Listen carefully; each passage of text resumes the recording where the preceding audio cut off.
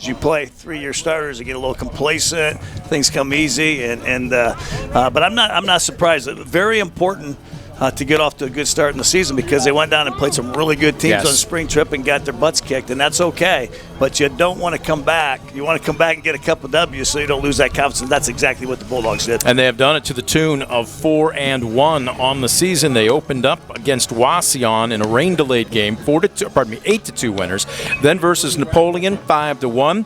5-4 at Findlay, 4-0 in 11 at Salina. Their only loss at Butler out of the Miami Valley League. Butler is 9-1 this season. That was a 14-1 game. Then, of course, games being banged due to weather at Ottawa Glandorf and Bowling Green. So it's been a little over a week since they've been on the field officially. But at the same time, and we're going to hear from Drew Allegretti, one of the senior captains, he said, yes, we might not be household names, but that doesn't mean we weren't working hard, waiting our turn. And as you've talked about, that's how you build a program. Iron sharpens iron. That senior class last year made this year, hopefully, senior class just that much better, and they're eager to show their stuff. Absolutely, because a few of these guys dressed and watched them play and how to play and how to go hard, and nothing that's any different any other year here at Defiance. So, but that's their turn, and they're rising to the occasion right now. And obviously, Defiance Walpock is, since 2015, it's been Defiance or Walpock winning the league. Yep. And so this is a big one, and this is a must win for. Now we're not talking about Walpock, but a must win for Walpock. Wapakoneta has 3 future college level players themselves. We'll break down the Red Hawks as the pregame continues. What we need to do is take a quick time out. We have, as usual, another informative and entertaining pregame interview with Coach Weaver. We'll also then talk with Drew Allegretti, one of the senior captains, and we're going to hear exactly out of the horse's mouth about what it took and what they were doing during the offseason to make sure they leave their legacy as Bulldog baseball players. We're going to take a quick time out. When we come back, Coach Weaver, just around the corner, you're watching the Estill Chevrolet Cadillac pregame show on DCTV. Estill Chevrolet Cadillac is this area's new and used car headquarters, earning your trust one satisfied customer at a time. Estill Chevrolet Cadillac, North Clinton Street in Defiance, and online at drivebobestill.com. For the past 70 years, Midwest Community Federal Credit Union has been your financial partner, helping you achieve your dreams and secure your future. Midwest Community Federal Credit Union, with locations in Defiance, Bryan, and Napoleon. Find out more at midwestcommunity.org. Welcome back, everybody. The Estill Chevrolet Cadillac pregame show is on the air, which means DCTV. I cannot believe this. We have tried for the better part of 6 weeks to get a Defiance baseball game on. This is the kind of weather that this game is supposed to be played in. A little late, but better late than never, as the Bulldogs basically had one washed out last night against Bowling Green. Today, though, a little bit more important as it's back into the WBL as they will take on Wapakoneta. Coach Weaver joins us right now. As always, a big thank you to Estill Chevrolet Cadillac. We still have that Silverado waiting for you on the lot. Forgetting to pick it up. That's on me. It won't last long, ladies and gentlemen, but maybe, just maybe, he'll give you a test drive in it. In all seriousness, let's talk about where this team is right now. You've only gotten 5 games in. You've had to be, what's a good word, nimble with regard to your scheduling. Look, it happens every year. You're playing ball north of the Mason-Dixon line. You're going to have to basically adjust for the weather. But how is this club, especially being new to the varsity level, how have they handled it? Yeah, they've been fine handling it. I told my assistant, Brock Bergman, today, I'm like, we got to find some games. I mean, we played 5 of them. We were in the 5th with OG. We got rained out. We got 2 outs yesterday, got rained out. So, coming into this game, I was hoping we'd have a few more games, get a little more experience. But they're a good group. They practice hard. They handle it. They understand, we can't control any of that. And we just go to work every day once we get rained out. That's all you can do is just stay focused. Look, we talked about this a couple weeks ago, but we didn't get a chance to get it on the air, so I'm going to ask you again. Maybe even better to ask it now with a few games underneath your belt. 9 starting seniors last year. You're going to love them forever, but they're gone. Next man in. I know quite often it seems like a football term, but it's the case with this club right now. Who has stepped up? Who has become the leader? Well, Drew Allegretti's our leader. He's been the senior leader since day one in the winter workouts. And kind of the 2 other seniors, Jaron Hansberger and Braden Weaver, have kind of followed his suit. But he's kind of the leader that gets everyone together. And then when you talk about on the field, I think really the most pleasant surprise so far has been Ike Webb. His two appearances, he had the 6 innings against Wasion and then the 10-inning one against Salina where he struck out 11. He's been really, really good for us, and hopefully his third outing this spring will be just as good. Ironic, because that's a great segue. He takes the bump tonight. Break him down for us. What's in his repertoire? Yeah, so he's going to be probably an 85 to 87 guy, has the hook. That's a strikeout pitch, but also has a plus. Now, when you say hook, is that a true 12-6? Because lots of times at this level, it's kind of a hybrid. His is more of a 12-6. We've been working on it. It was kind of slurvy before, and it's more of the 12-6. You know, when Big Dog's coming back to do the color tonight, I said, we got to get some 12-6 breakers or he's going to be screaming at me out of that window. So I hope it's more 12-6 tonight. So with that said, you said he does have a change. So is that a show-me pitch, or can he get an out? He can get an out on it. It's a swing and miss pitch when he gets it over. So it's not. It was his strikeout pitch last year, and now his breaker's really kind of taken over. That's become the strikeout pitch. So let's talk of the approach at the plate here. Bailey is going to be on the bump for him. Again, going to be playing at the next level himself. So you're going to be facing a future college pitcher. What do you know about it? Yeah, I know he's a really good pitcher. He doesn't walk many, so we got to be aggressive. We don't want to get in 2 strike counts and face that strikeout pitch that he has. Find ways to put it in play. You know, they have booted a couple games this year that's cost them. I know it cost them against Bath. So we'll try to be aggressive, put the ball in play, put the pressure on him, and see what happens. Just fundamental baseball, right? That's all we do. He says that with a smile on his face. That's what we expect tonight, Coach. As always, we appreciate it. Good luck not just tonight, but the rest of the way. Thanks. I appreciate you guys covering us. Coach Weaver joining us right now. We're going to take a quick time out. We're back with more of the Estill Chevrolet Cadillac pregame show right after this. You're watching DCTV Sports. Proudly serving the area with the highest quality contracting services for nearly 100 years. Baker Schindler Company of Defiance and Paulding. 419-782-5080. Online at baker-schindler.com. Superior Credit Union, a not-for-profit, member-owned financial cooperative. Visit superiorcu.com to find out more about joining the winning team at Superior Credit Union.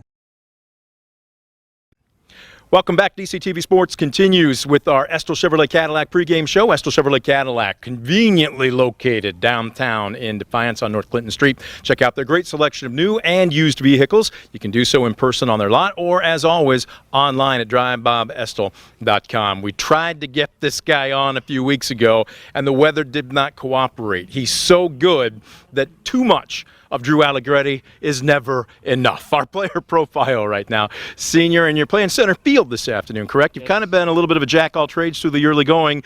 Do you care what position you play? No, not at all. I played infield all my life, and switching to outfield was pretty easy, and I like it out there.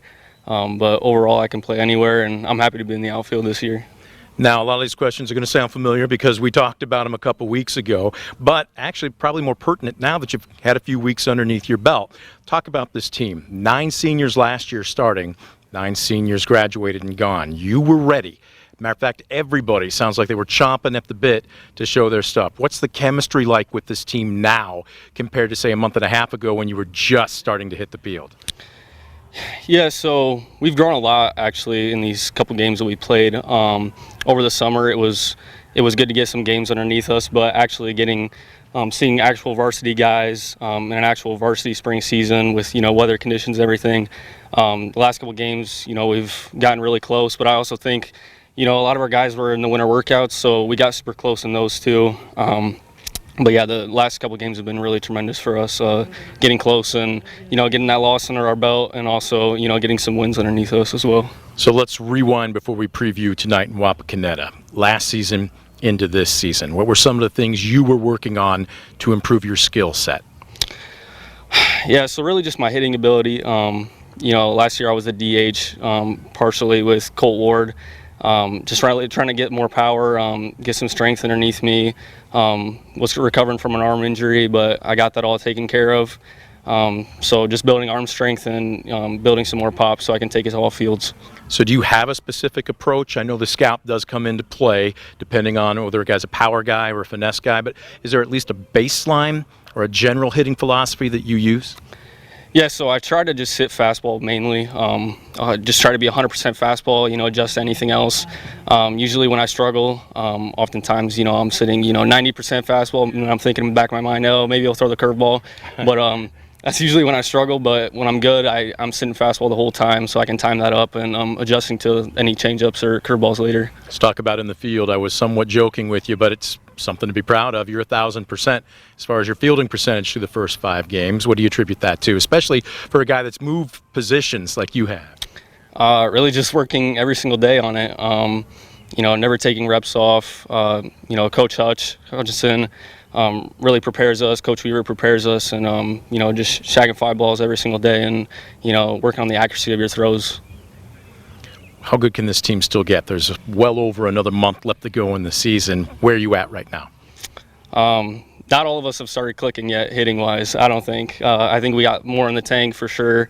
Once we all start hitting together and, getting timely hitting, a lot of our hitting has become in the same inning. A lot of our runs are in the same inning. But once we get, those 2 runs every single inning, we're really going to start meshing together and, putting together some really good runs. All right. Nothing left to do but throw out the first pitch today, is there? Nope. That's it. Good luck to you. Thanks. Drew Allegretti, our player profile. We're going to take a quick timeout. When we come back, we'll have the starting lineups and the keys to the game. Don't go anywhere. You're watching the Estill Chevrolet Cadillac pregame show on DCTV Sports.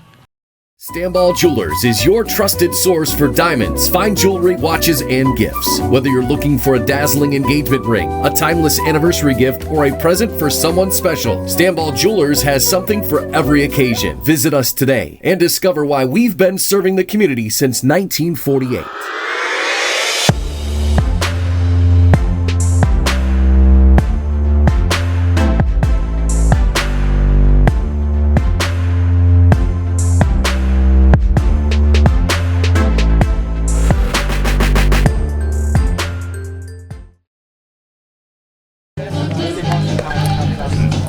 No doubt where we're at right now. Clear blue skies, sunshine, temperatures in the mid to upper 70s. We are just a few minutes away from first pitch as the Defiance Bulldogs at 4-1 overall, 1-0 in the Western Buckeye League, welcoming, I think it's fair to say, arch rival Wapakoneta, the Redskins at 3-3 overall, 1-1 in the WBL. Brent Balbinot alongside Coach Tom Held. Let's go ahead and take a look at our keys to the game. First, the hosts, the Defiance Bulldogs. And again, you can get over analytical. You can work yourself into a metric pretzel, if you will. But Coach Weaver just said it's simple.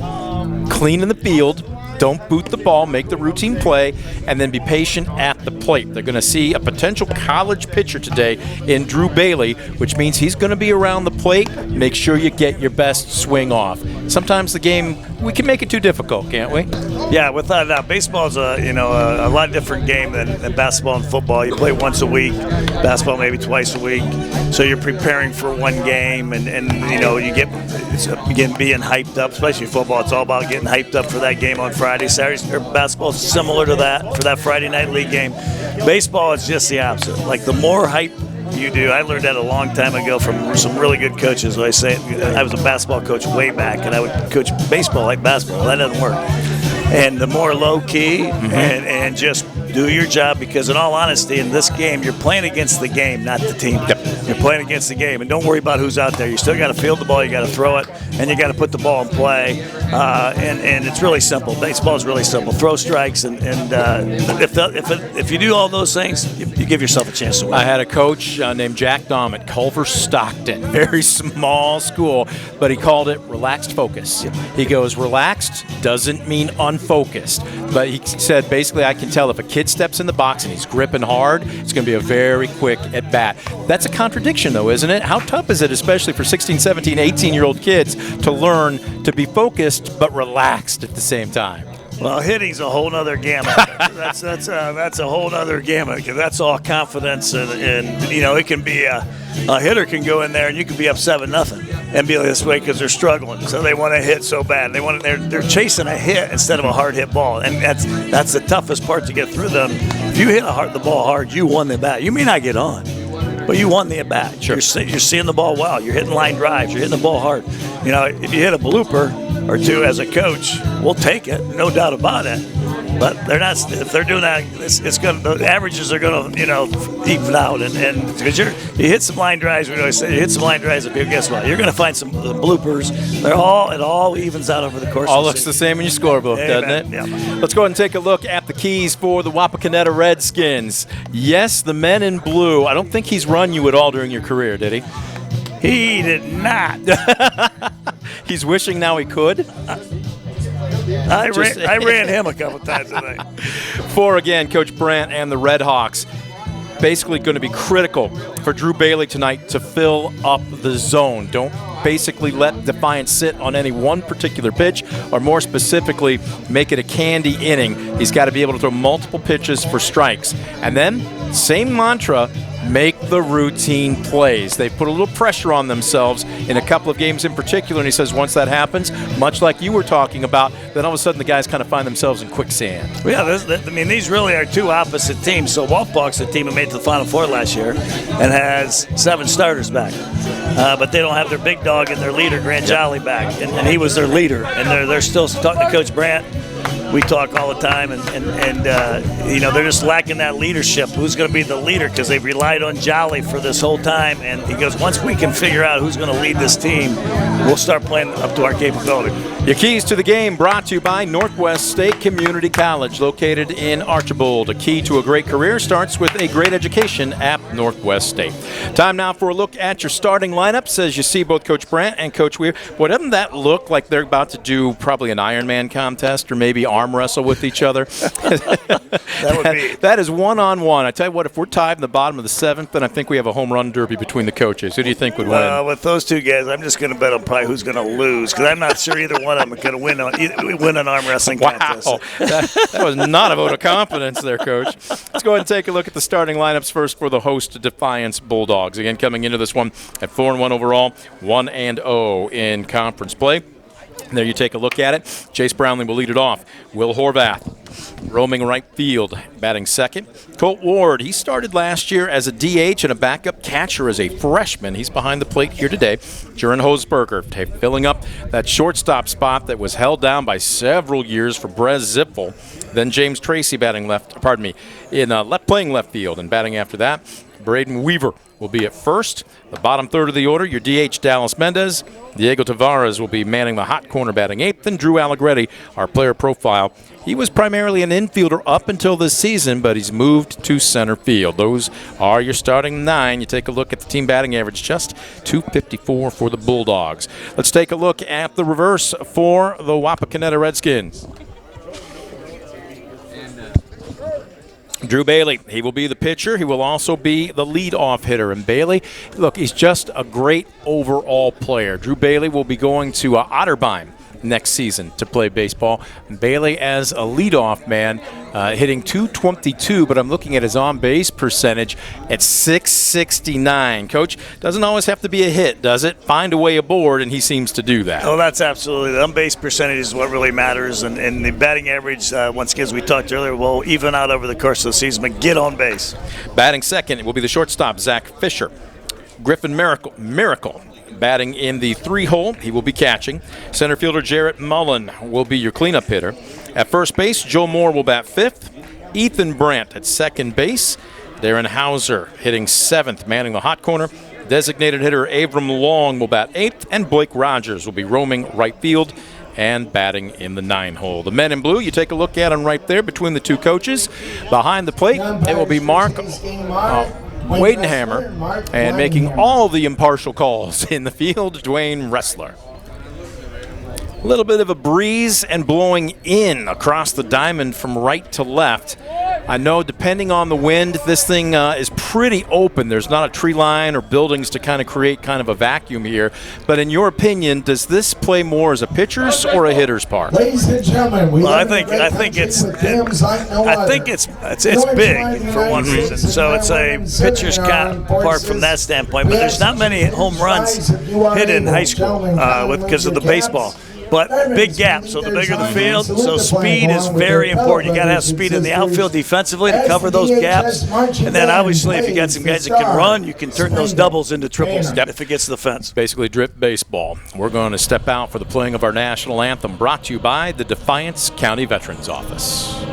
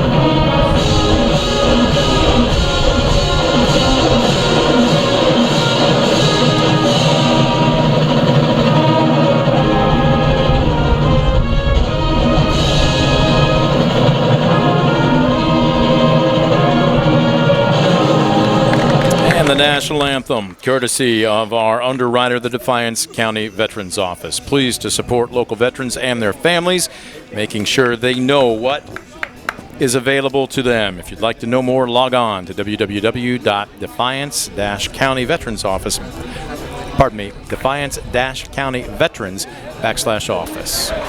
Time to throw out the first pitch, and here we're taking a look at 6'2" junior Ike Webb.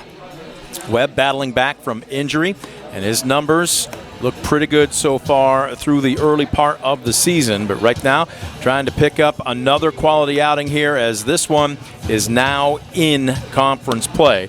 And you broke him down for us a little bit earlier. He's got a fastball, as we heard Coach Weaver talk about it. He's got a curveball that is now a true curve. It was more of a hybrid up until this season, but now it will drop off the table. But what Coach Weaver told us, he's got a nasty change, and it's not just a show-me pitch. He can throw it for a strike or an out.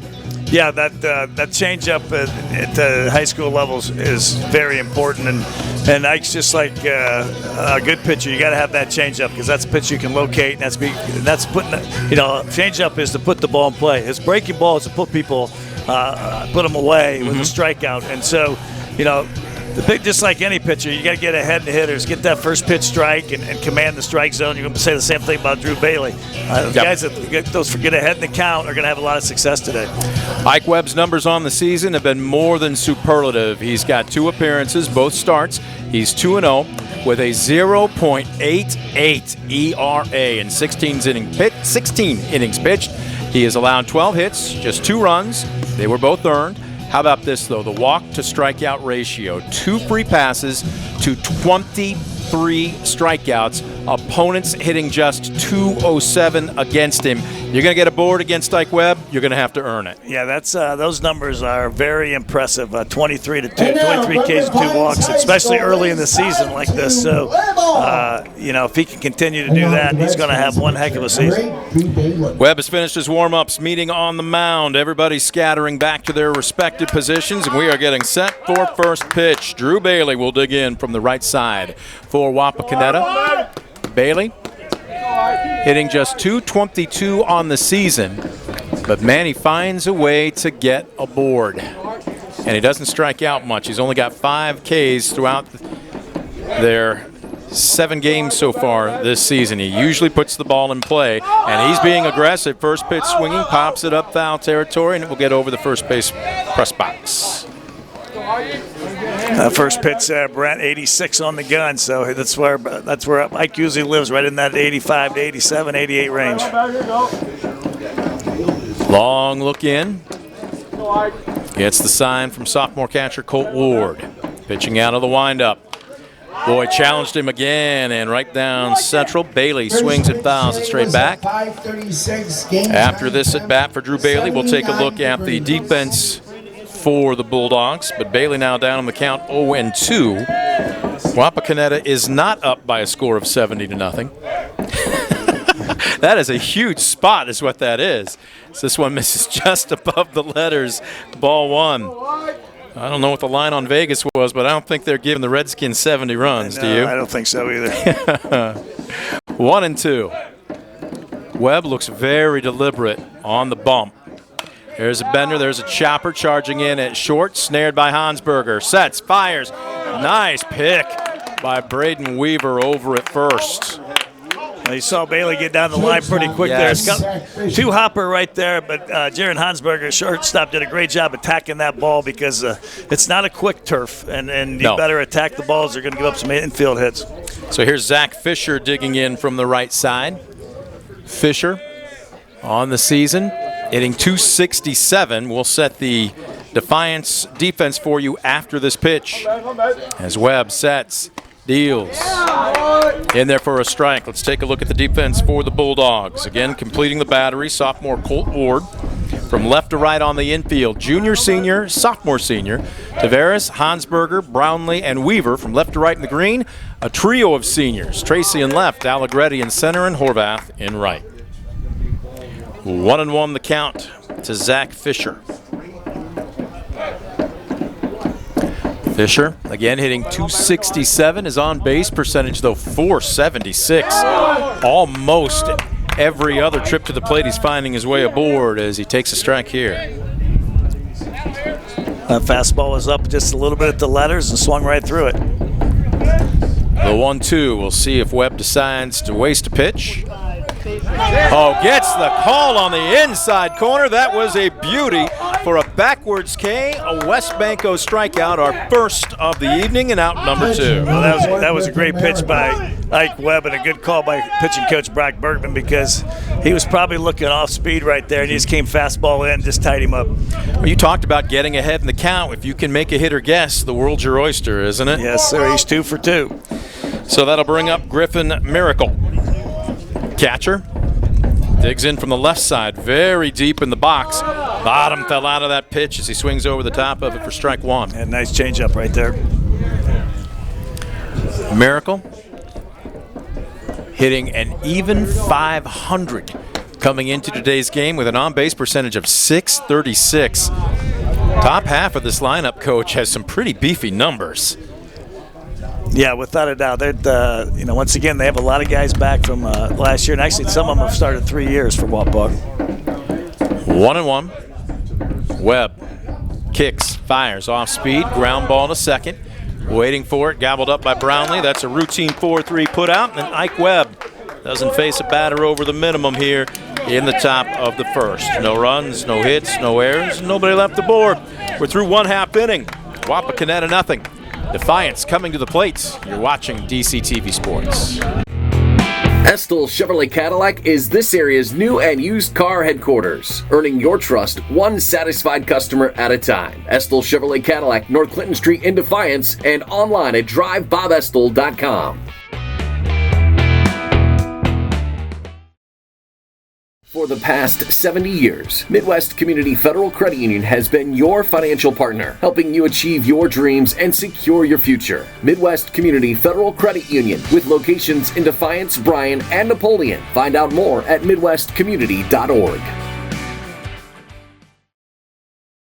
We're stadium seating that way. We welcome you back to Defiance as Ike Webb, starting pitcher for the Bulldogs, makes short work of the top of the order for Wapakoneta. Now we take a look at his counterpart, Drew Bailey, a senior.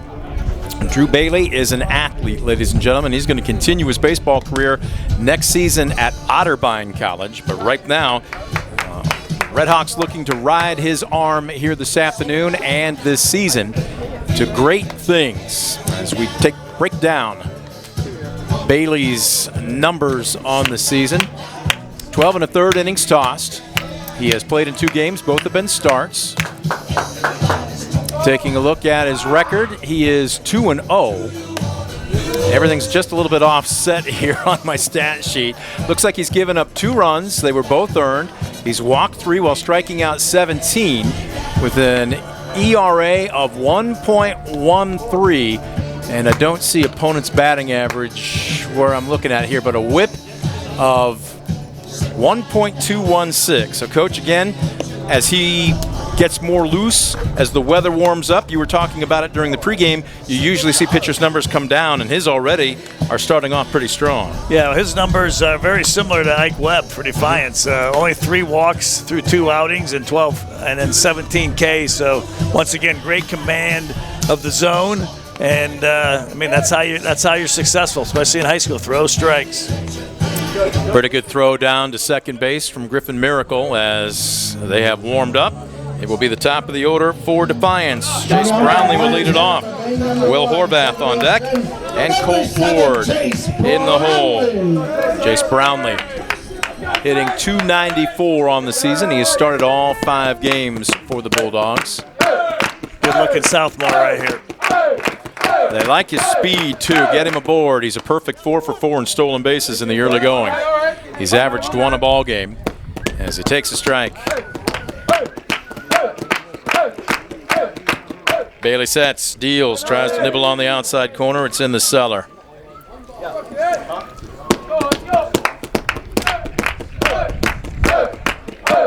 1-1.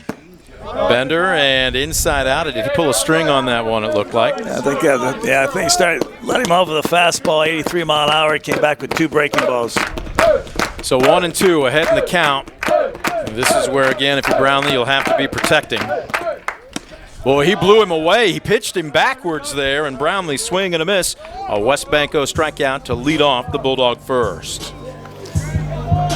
So that'll bring up Will Horvath. Horvath hitting .357 on the season. Yeah, Will's been a pleasant surprise this year for the Bulldogs. Started off in the 9-hole, he's up in the 2-hole. Material regretted getting hurt, but he's had a great start of the season offensively. You hit .357, you're going to find your way in the lineup at some point in time. He's been bumped up here. All arm got out on his front foot there. He cast it, and he's upset with himself. 1-1. Yeah, I thought Drew Bailey velocity would be a little higher than he's 82, 83, which I thought he'd be more of a mid-80s, upper 80s guy. Swing and a miss. He got him to chase another pitch up above the letters, and it's 1-2. And his arm slot's is lower than Ike Webb, a little more three-quarter, a little more whippy. He's working quick. He got him out on his front foot. Ground ball to short. Fisher's up with it. Fires across the diamond. There's 2 away. Let's go ahead and set the defense for the Wapakoneta Redhawks here for this next batter. Griffin Miracle behind the plate. Senior, all battery. From left to right on the infield, it goes junior, senior, junior, senior. Hauser at third. Fisher at short. Brandt at second. Moore at first. From left to right in the green, sophomore, senior, junior. Lisi in left. Mullen roaming center, and Rogers in right.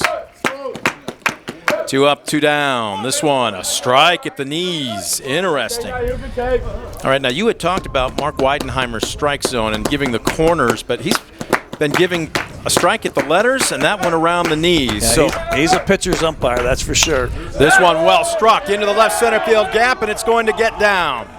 Rounding first, a long look as Lisi gets it quickly back on the infield. A 2-out single is the first hit for either team this afternoon. Well, that's a big hit for the sophomore Cole Ward. He's kind of been struggling at the plate. He's a great hitter. I mean, a big-time hitter. And it's kind of struggling, so that's a good start for him.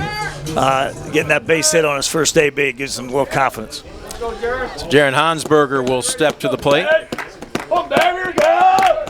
Hansberger hitting .222. And a delayed strike call from Mark Weidenheimer.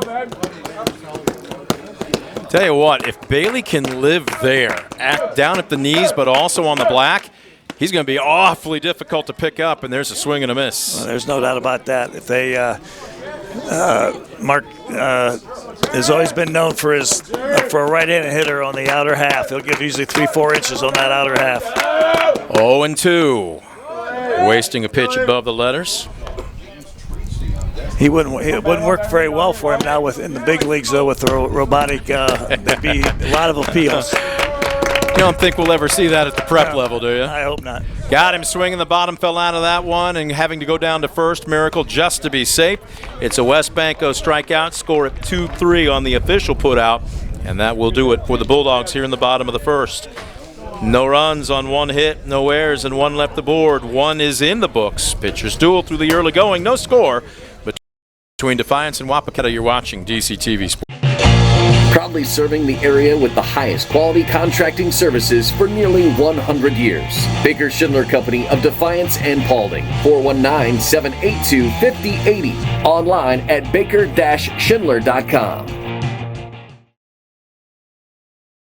Superior Credit Union, a not-for-profit, member-owned financial cooperative. Visit SuperiorCU.com to find out more about joining the winning team at Superior Credit Union.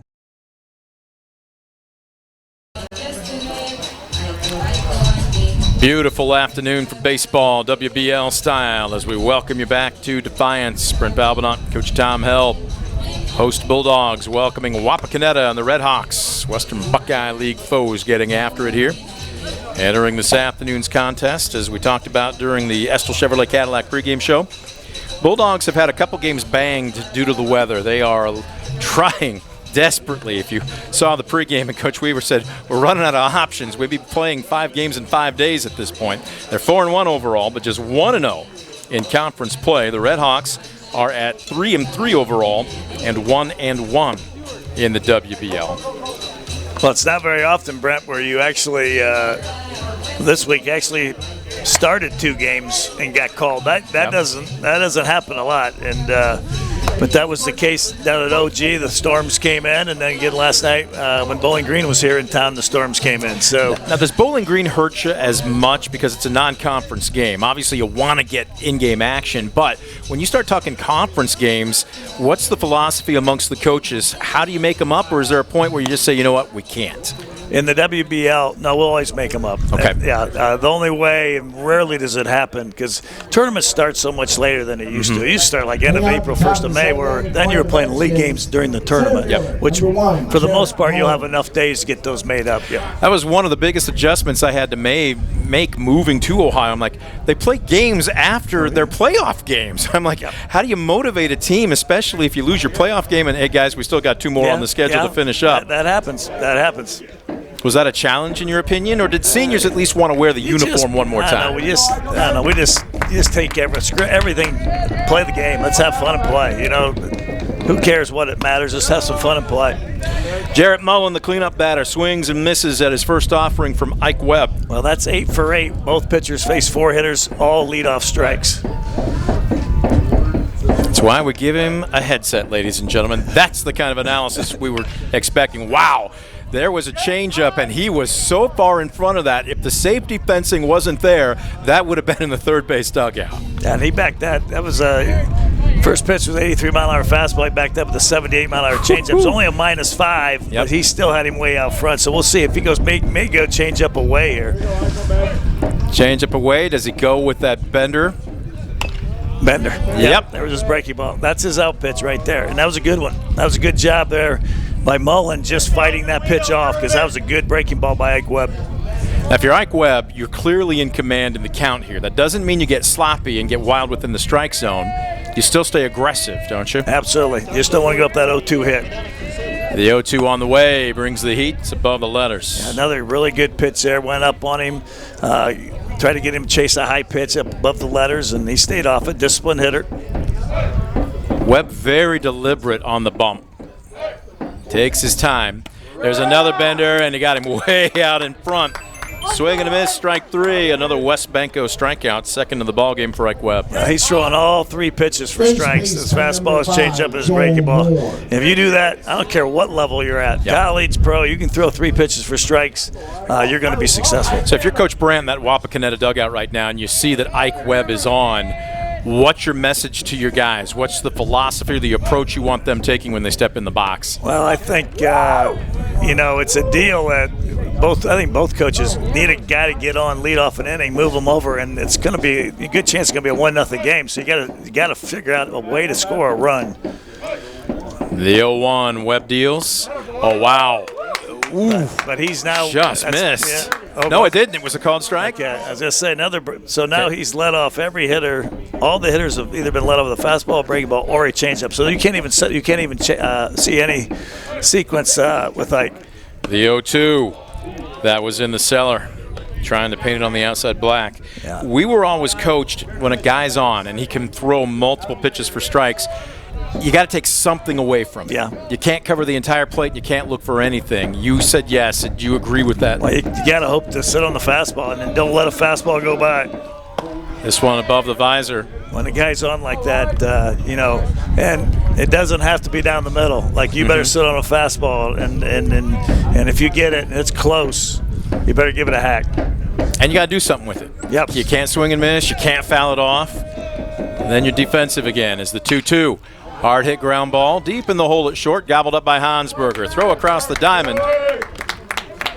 He's had a couple of opportunities, and he's made good on both. 2 away here in the Wapakoneta second. Well, you looking at, you talked about patience and deliberate. Ike Webb out there as a junior, and really he's pitched a couple games of varsity this year, but this is his first big game, and his composure and his demeanor is big league. He's owning it. Yeah, he's absolutely owning it. Nothing but confidence out there. So here's Brandt digging in, hitting 267. That one off the end of the bat, gobbled up by Hansberger. Nice stretch by Weaver at first, and it's a 1-2-3 inning. An economy of pitches for Ike Webb here in the second inning. No runs, no hits, no errors, and nobody left the board. 1.5 in the books. No score. Defiance, nothing. Wapakoneta, nothing. You're watching DCTV Sports.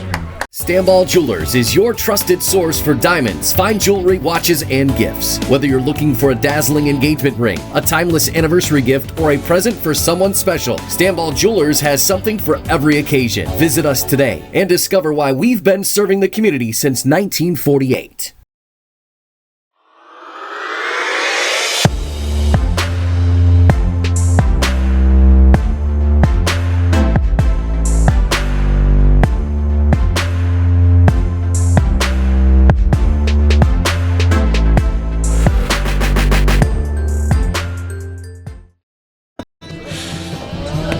Bottom of the second.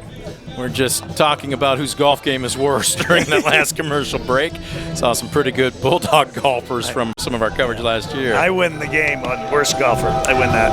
I think you're poor boying is what I think you're doing. I think you're poor boying. Anybody that's played with me, they know.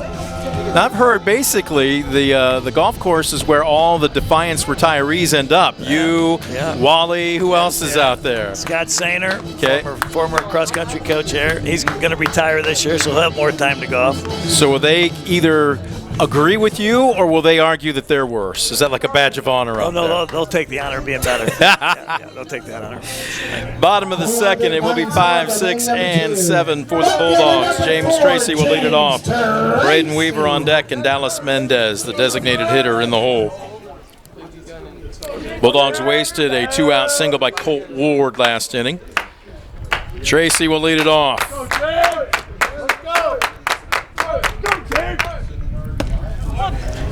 Takes a strike. Another first pitch strike, a curveball. And if you can get that curveball over like he has, boy, it's going to be tough. Tracy hitting a healthy .333 coming into today. And oh my, now he didn't like that call at all. That was at the knees, maybe just below. But right now, boy, you weren't joking about Mark Weidenhamer being a pitcher's umpire. Out front, popped up, stays on the right side of the infield, almost a collision. Finally waiting and being called off at the last second. Moore gave way to Brandt, one down. Yeah, that was a good job right there by Coach Brandt's son, by Ethan there, calling off that first baseman. He's coming into the ball. It's easier to see. Good job there. So Coach will claim Ethan, at least for another inning. He was joking with me when I was getting some pronunciations for some of his players, and I pointed at Brandt and I said, "This one's easy." And he goes, "I'll claim him. Maybe I won't. We'll wait and see." I think, Brent, that first pitch was a ball, fastball away. I think that was the first pitch of the game for either pitcher as a first pitch strike. 1-1 right here is Drew Bailey. Working very deliberately out of the windup. Pulled, two-hopper down to first. Flipping to Bailey. Nice job of fielding his position as Moore underhands it. And just like that, we've got two away. Good job there by the pitcher doing his job, getting to first base, covering the base. Even though that first baseman had plenty of time to take that, I would rather have him go over and, as a coach, go over and just touch the base. Don't take a chance of flipping if you don't have to, but very well executed. 6 pitches, 2 outs. Here's the DH, Dallas Mendez digging in from the right side, slightly open stance. Bailey deals. The bottom just fell out of that pitch. Yeah, see, wow. The ability to get that breaking ball over is huge, because that was just an 81-mile-an-hour fastball that he threw by. Wow. Bender, that was wicked. And actually, credit to Miracle there reaching out. He reached out probably a good 2 feet to save that from bouncing off the turf. Yeah, Miracle's a good catcher. He's maybe a 3-year starter for sure. Might be a 4-year starter. 1 ball and 2 strikes. Mendez won't bounce on that one. Probably one of the better defensive catchers in the area and in the league. Well, he's going to Ohio Northern next season. He's actually originally a Delphos St. John's kid. There's some college-level talent on this Wapakoneta roster. As that one misses above the letters, 2-2. Now Bailey was an 86-mile-an-hour fastball, so that's by far the most velo he's had tonight. He's been sitting around 81 to 83. You can hump it up. The question is, can you be accurate with it? There was nothing inaccurate about that. Swing and a miss, a West Banco strikeout. And it's a 1-2-3 inning in the bottom of the second for Defiance. No runs, no hits, no errors, nobody left the board. 2 quickly in the books, no score. Back after this on DCTV. When a fire or natural disaster throws a penalty flag, let ServiceMaster Master Restore work for you. Anything from minor cleanups to complete overhaul and rebuilding. Contact ServiceMaster by McCann. At Arthur Law Firm, we understand how overwhelming life can be after being seriously injured in a car accident. With over 50 years of experience, Arthur Law Firm has a track record of getting the results you deserve. When you don't know where to turn, get answers with Arthur. Call us today. Run, but actually I doubt it because he'll probably play it safe and just move him over. Coach breaking down the offensive strategies, at least the expected offensive strategies between both Defiance and Wapakoneta as we welcome you back. Top of the third, no score, just one hit between the two teams. As a matter of fact, only one batter faced over the minimum between Bailey and Webb. Coach, as you were telling me, anybody gets aboard for either team here, especially now that we're about to be a third of the way through this ball game. You got to be aggressive on the base pass, but you also have to move runners. So we might see a combination of sacrifice, hit and run, something to try and produce a run. Yeah, I mean, both these guys came into the game. I mean, they both had scoreless games with Salina and went extra innings. Both teams have, and so they knew this game was going to be a low-scoring game. Coming in, knowing they're going to have to move runners, and now the way the two pitchers have looked through 2 innings, it's going to be a must to try to get that guy in scoring position. Well, Bailey for Wapakoneta entered today's game with a 1.13 ERA. And Ike Webb says, I can do you one better. In 2 starts, 2 appearances, how about a 0.88 ERA? The problem is you can't steal first base, so you got to get on before anything else can happen. Leading it off, it will be the 7-hole. Darren Hauser, the 8-hole, and DH Avram Long on deck, and right fielder Blake Rogers in the hole. 0-1 the count to Hauser.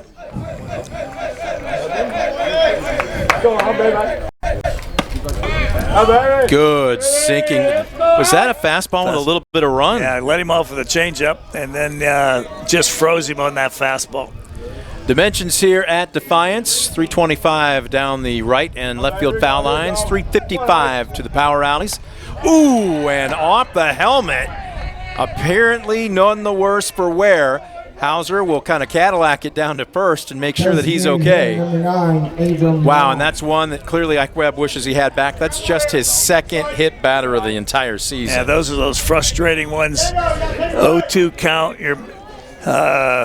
and then you hit that batter, give him that leadoff hitter on, and you know Walpaw here, the 8-hole hitter, is probably going to be bunting. Yeah. Throw over to first. Hauser is back, looking to see how aggressive they've been with him on the base paths, and he has not attempted a stolen base. He has yet to get one this season. They're definitely bunting then.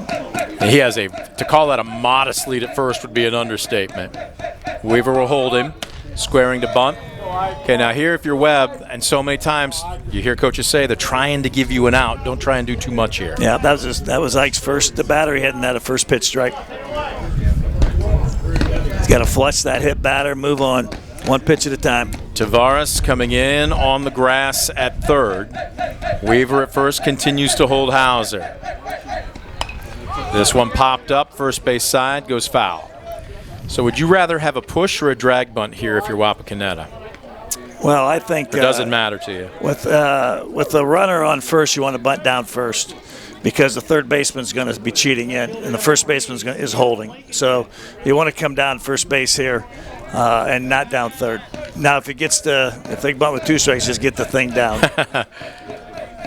But ideally, you want to go down first base with a runner on first. Runner on second, you want to go down third. 1-1 here to Long. Webb deals, and that's a beauty with some backspin. Ward's going to have to hustle. There's that quarterback's arm as he gets it down to first in plenty of time, but the sacrifice does what it was intended. Hauser picks up 90 feet. Position with less than 2 outs. Yeah, 8-hole hitter got his job done right there. Avram Long puts the guy in scoring position for the 9-hole hitter. There's Rogers digging in. Rogers hitting .211 on the season. Coach Brand only carries 11 guys, so he doesn't have any pinch runners to use.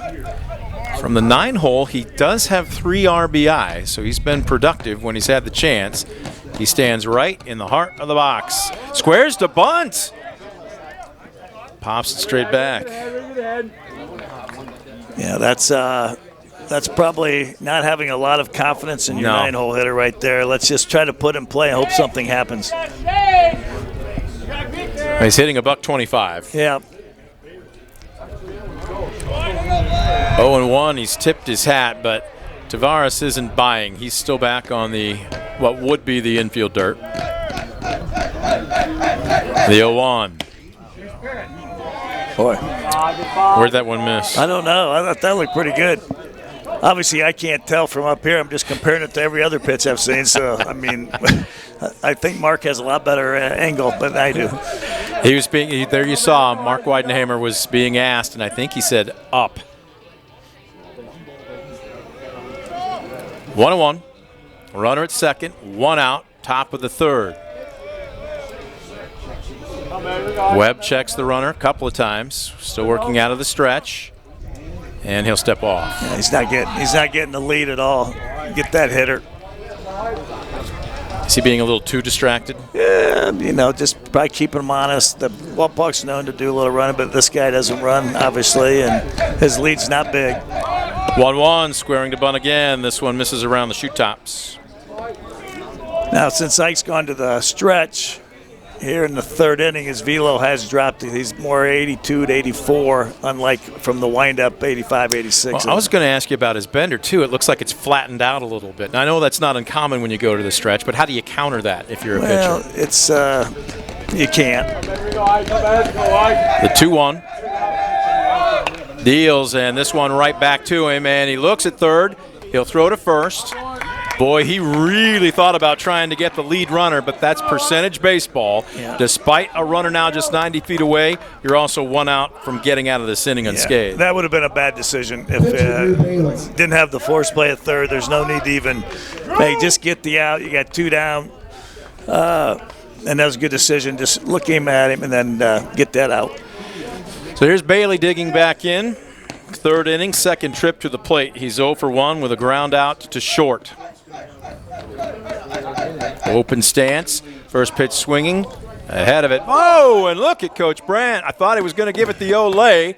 Instead, he barehands it and throws it right back to Webb. Sign him up. That was only like 50 mile an hour out the bat. Don't give him too much credit down there. Wow. You know he will see this on the replay, right? Yep, that's why. Coach Brandt, I had your back. The 0-1, swung right over the top of it, 0-2. 2 changeups in a row. Had him out front on the first one at 78, had him way out front on that second one. Bailey with 3 RBI on the season, hitting just .222, but Webb is 1 strike away from getting out of the inning with no damage done, and just off the outside corner. Well, that looked good. Ball 1, and Webb showing a little frustration there. Yeah, that was good pitch. He froze him on that fastball. Is it possible he fooled the umpire? Maybe. It happens sometimes. Oh, yes, absolutely does. The umpire has a chance to wait, take a little time, and then see it. 1-2. This one lined into left field. It will get down for a base hit. Yeah, that's you want that pitch back. Yep. Hauser comes home to score, and Drew Bailey helps out his own cause with a 2-out single as the Redskins break the scoreboard first, 1-0. Well, that makes Coach Brandt look like a genius right there, sacking back to back, because that was a hard hit ball to left, and if he doesn't move him to third, he's not scoring on that base hit because that was a rocket to left field. Well, quite often, and again for the casual baseball fan, okay, you think throw a strike, fill up the zone, which is what we talked about, but sometimes you can throw a pitch that catches too much of the plate, and is that what happened to Ike Webb there? Yeah, probably 1-2. I think he came. I didn't see the scoreboard. I don't have a real angle. I think it was a fastball. He seemed to be on that, and he had him off. Let him off with those 2 changeups and went away from that. But it's easy second guessing. Sure. So 1-0, 1-0 the count to Zach Fisher, with Bailey a modest lead at first. Very late. As a matter of fact, that ball was in Ward's mitt by the time Fisher offered strike 1. He had him crossed up.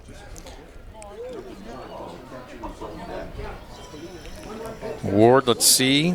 He's down to one knee, but he's giving pretty much the entire plate if it's a target. Squaring to bunt, popped up, foul territory. Ward lays out and makes a tremendous diving catch. Great play by the sophomore Colt Ward right there. Tremendous play. So that will do it for the Red Hawks here in the top of the third, but not before they take advantage of a leadoff hit batter. 1 run on 1 hit, no errors, and 1 left aboard. We'll head to the bottom of the third. Wapakoneta 1, Defiance nothing. You're watching DCTV Sports.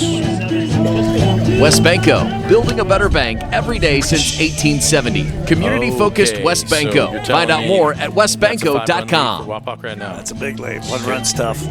Discover top-quality healthcare education at Northwest State. Our instructors have real-world experience, so they know how to prepare you for great career opportunities. Northwest State, where you'll get the top-quality healthcare education you need to succeed. There you take a look at Drew Bailey, the senior right-hander for Wapakoneta.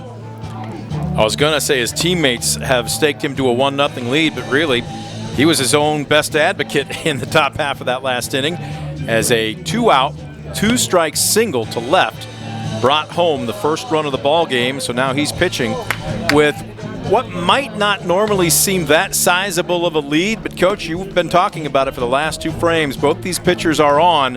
1 run is a big deal in this contest. Yeah, it is. And, like I mentioned a little bit earlier ago, you get both these teams were in these same exact games with Salina facing their ace Wendell, and Defiance went zip with them into extra innings. And actually, Wapak and Salina are 1-1, I think, in the 7th or 8th inning. Got to finish that game. So.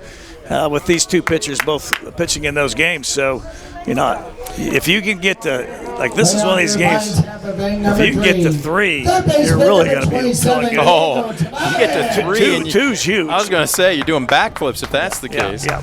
But right now, you can't score 2 before you score 1. No. It will be 8, 9, and then the leadoff hitters for Defiance. Third baseman Diego Tavares, Drew Allegretti, the center fielder. And the lineup will roll over to second baseman Jace Brownlee. His first pitch swinging, shot down to third. Hauser gets high to pull it down. Tell you what, both teams' defense has been very good in the early going.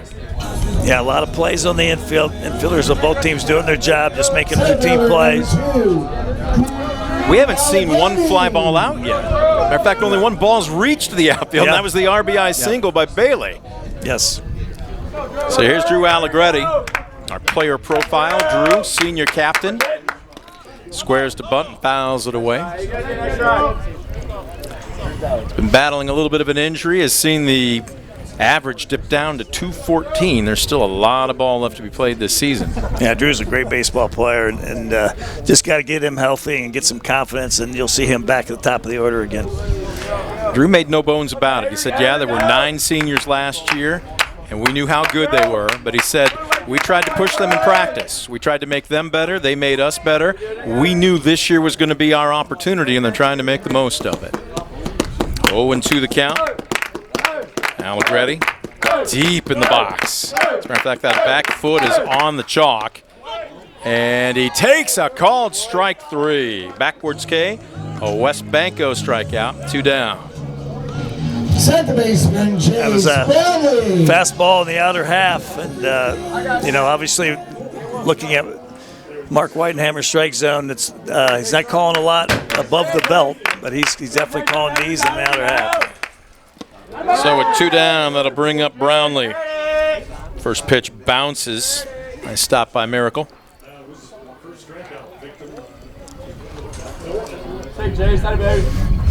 4 strikeouts on the afternoon for Drew Bailey. Bulldogs trying for a little 2-out rally.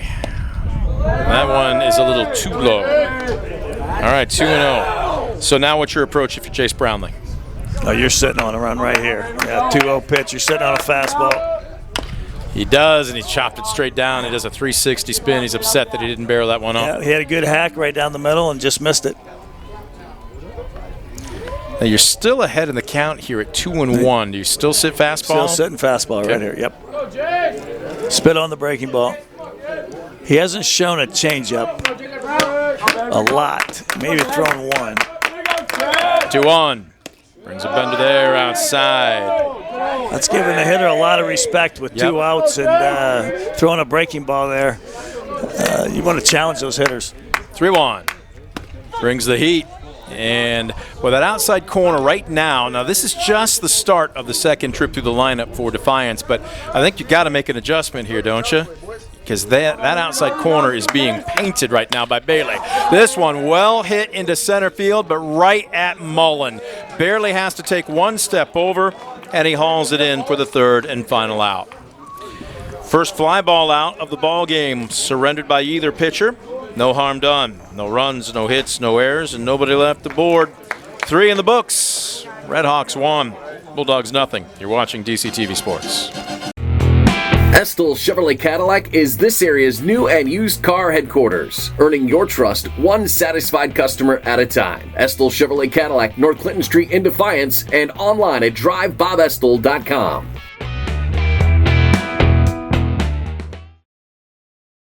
For the past 70 years, Midwest Community Federal Credit Union has been your financial partner, helping you achieve your dreams and secure your future. Midwest Community Federal Credit Union, with locations in Defiance, Bryan, and Napoleon. Find out more at midwestcommunity.org.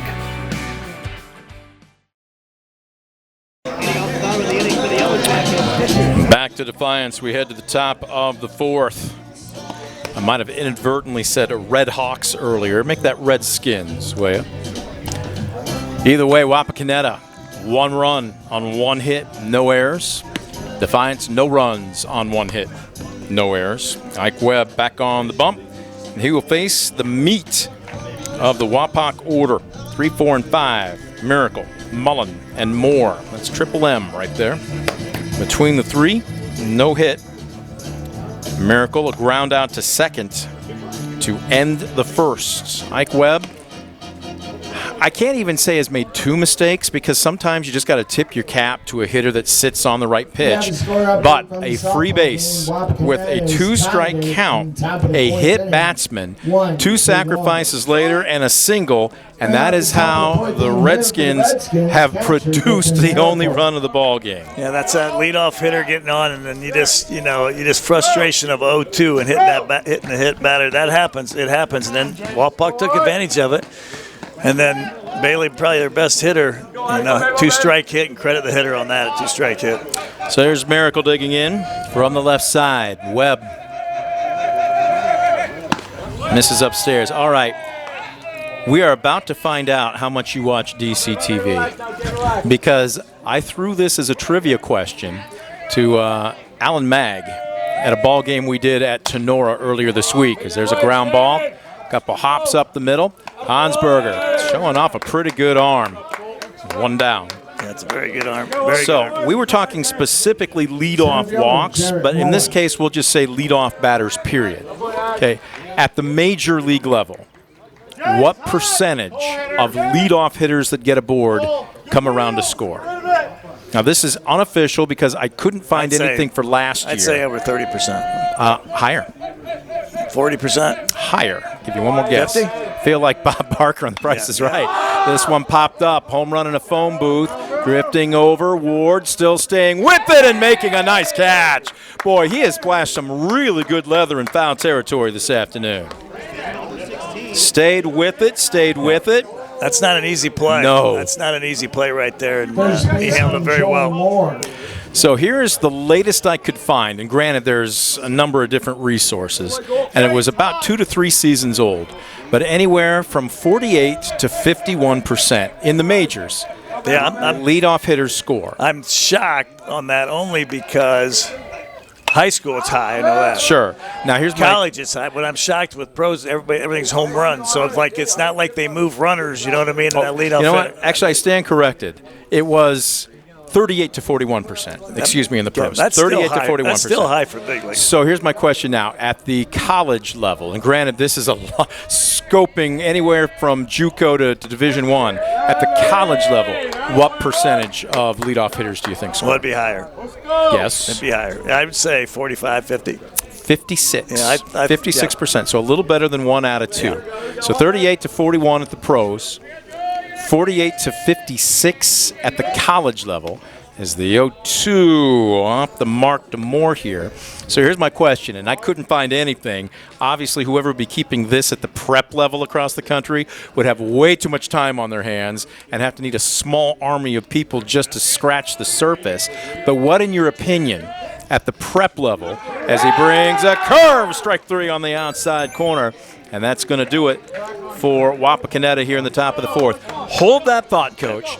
Everyone will move to the edge of their seats waiting for your answer when we come back out of commercial. No runs, no hits, no errors, and nobody left the board. We're through 3.5. Redskins 1, Bulldogs nothing. You're watching DCTV Sports. Proudly serving the area with the highest quality contracting services for nearly 100 years. Baker Schindler Company of Defiance and Paulding. 419-782-5080. Online at baker-schindler.com. Superior Credit Union, a not-for-profit, member-owned financial cooperative. Visit superiorcu.com to find out more about joining the winning team at Superior Credit Union.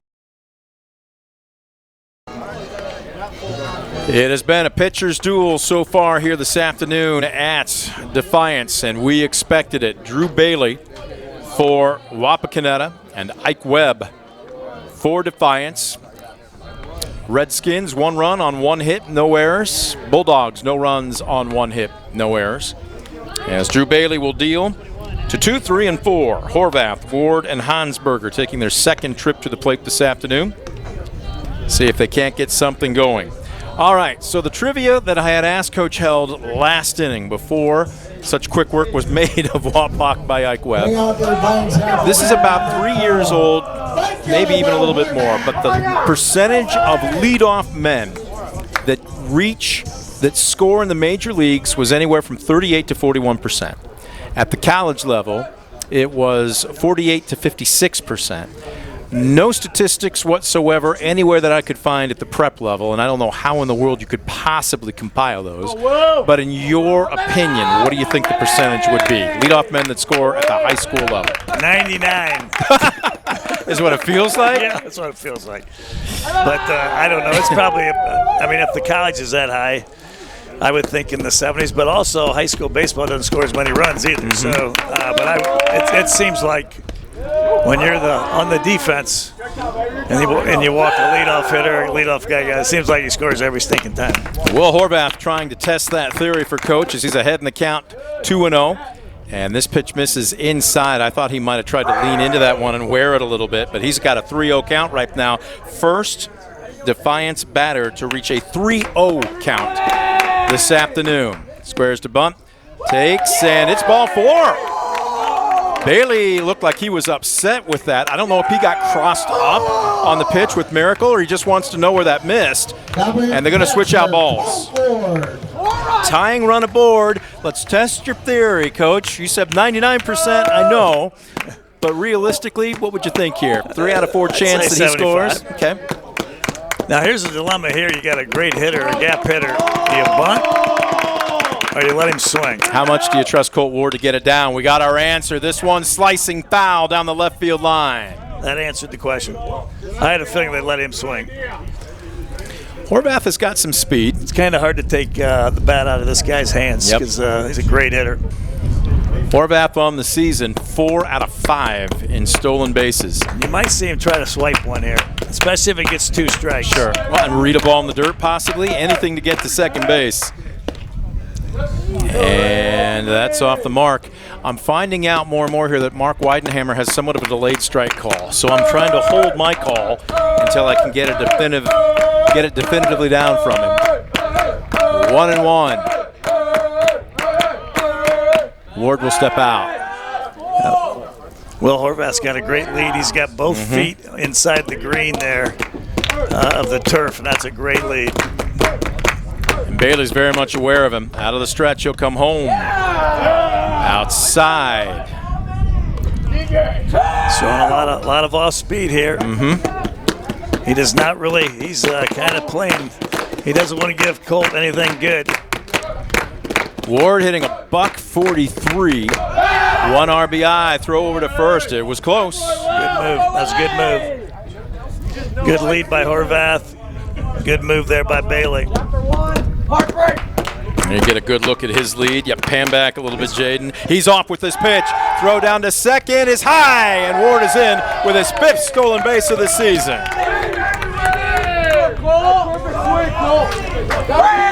Well, now you got 3-1 count on Colt Ward. You got Horvath at first.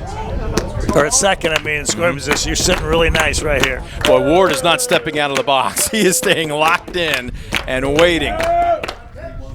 This one off the fists and bounces off the third base dugout roof. All right, 3-2. You're still sitting fastball here if you're Ward, or are you?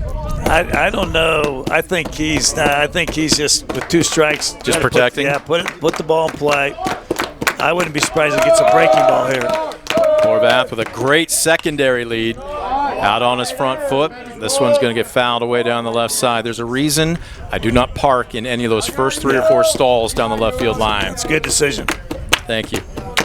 Been drinking out of a fire hose the last 2 years on a number of things in the Defiance area, but that was one I quickly learned. Payoff pitch will do it again. Bender in the dirt, back-to-back walks, have runners at first and second with nobody down. Well, I know what Jaron Hansberger's going to do right here. Let us in. He's definitely going to bunt, and he's going to bunt down third. So you want a drag bunt here, and now this is going to be a meeting on the bump for Wapakoneta's infield. Yeah, this is a dream offensive situation here. So you got runners on first and second, and you got third baseman's he can't play in. He's got to protect the base, so he's got to hold. He's got to read it. And so what happens so many times, you want to try to bunt it hard down third and make that third baseman make a decision to come get it. And a lot of times they'll hold and they'll hesitate, and then everybody's safe. So whenever you're in a first and second, nobody out, this is a dream situation. Well, again, if you're the base runners here, you talked about reading it. You need to make sure it's down. Other than that, you're moving on contact. Yeah, so make sure it's down. And Jaron's, I would assume, is a very good bunter. He handles the bat well. He runs well, so we'll see how Walpok plays this, but the third baseman has to hold the read to see it. First base, Moore, probably a good 5 or 6 feet in on the grass. We'll see if he comes even farther. Defiance is dug out alive with some chatter here. They've got the equalizer at first, the equalizer at second. The go-ahead run at first.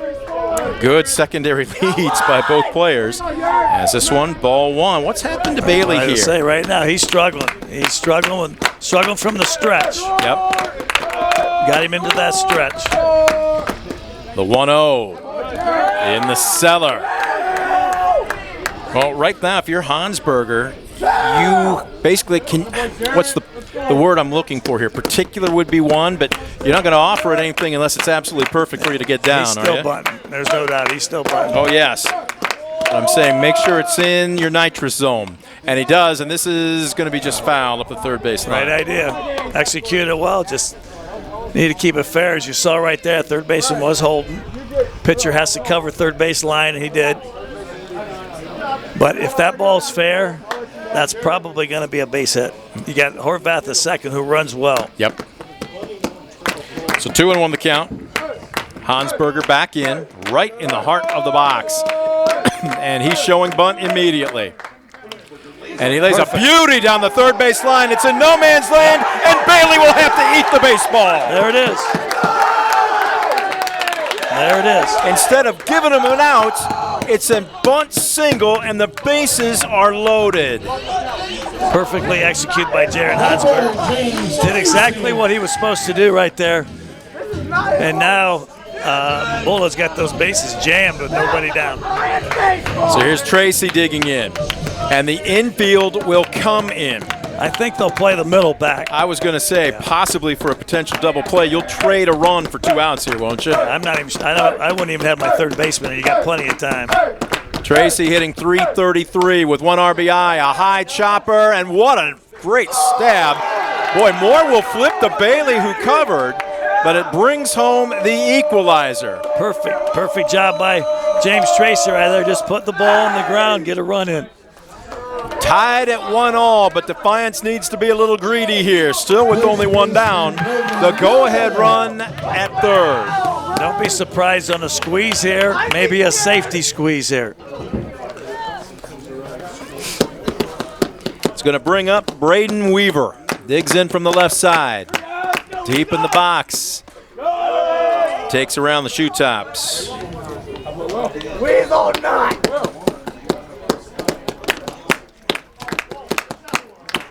All of a sudden, offense here. We thought one run between two teams would be a lot. We've got two as this one squirts away from Miracle and unable to read it. Ward stays put. Now, Bailey's throwing a lot of pitches here in this inning. 2-0. Once again, all you want right here, get a ground ball. Well, if you're Weaver, you're being very selective here, aren't you? Yeah, he's going on contact. I guarantee you, runner on third is going on contact. 2-0. This one a liner into right center field. This may score two. Ward is home. Hansberger being waved around third. He will score standing up. A 1-out, 2 RBI single for Braden Weaver and a 3 spot here in the bottom of the fourth for Defiance. That's a big, big hit by the senior Braden Weaver right there. He had a big hit a couple games ago as well. Stepped up big right there. His dad having confidence with him, let him swing away instead of maybe squeezing right there in that situation. But that is that ball was hit hard. Barreled up. So here's Mendez, the DH, and now there are some stirrings in the Wapak bullpen. That is number 9, Avram Long. He is the designated hitter, but he's just now starting to take some long toss, so he's nowhere near ready. And we will have a courtesy runner at first.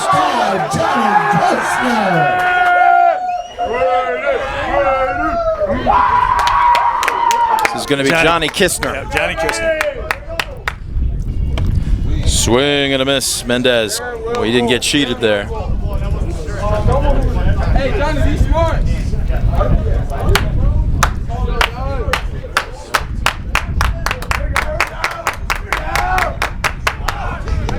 This one inside, Kistner off, the throw down to second, and it skirts out of the mitt of Fisher, and Fisher is grabbing his shin. There was a collision at second base, and he is down. A great jump there by Johnny Kistner, and he stole that right off the pitcher, off Bailey. Had a great jump. Let's go, baby. Once again, just keep putting pressure on Wapak's defense right here. You know, it all started with leadoff walk and 3 runs in. And good to see Fisher up, and apparently none the worse for wear. Not sure what the conversation at home plate was. So 1 ball, 1 strike right now to Mendez. Bulldogs have already plated 3. They're looking for more as they lead it 3-1. Bailey trying to get out of a jam and misses on the curve.